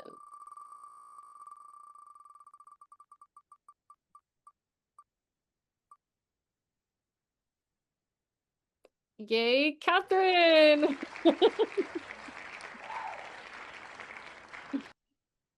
Okay, where is Catherine here? She should be talking. Hi, yeah, I'm here. Oh, hi, Catherine. All right. Well, congratulations.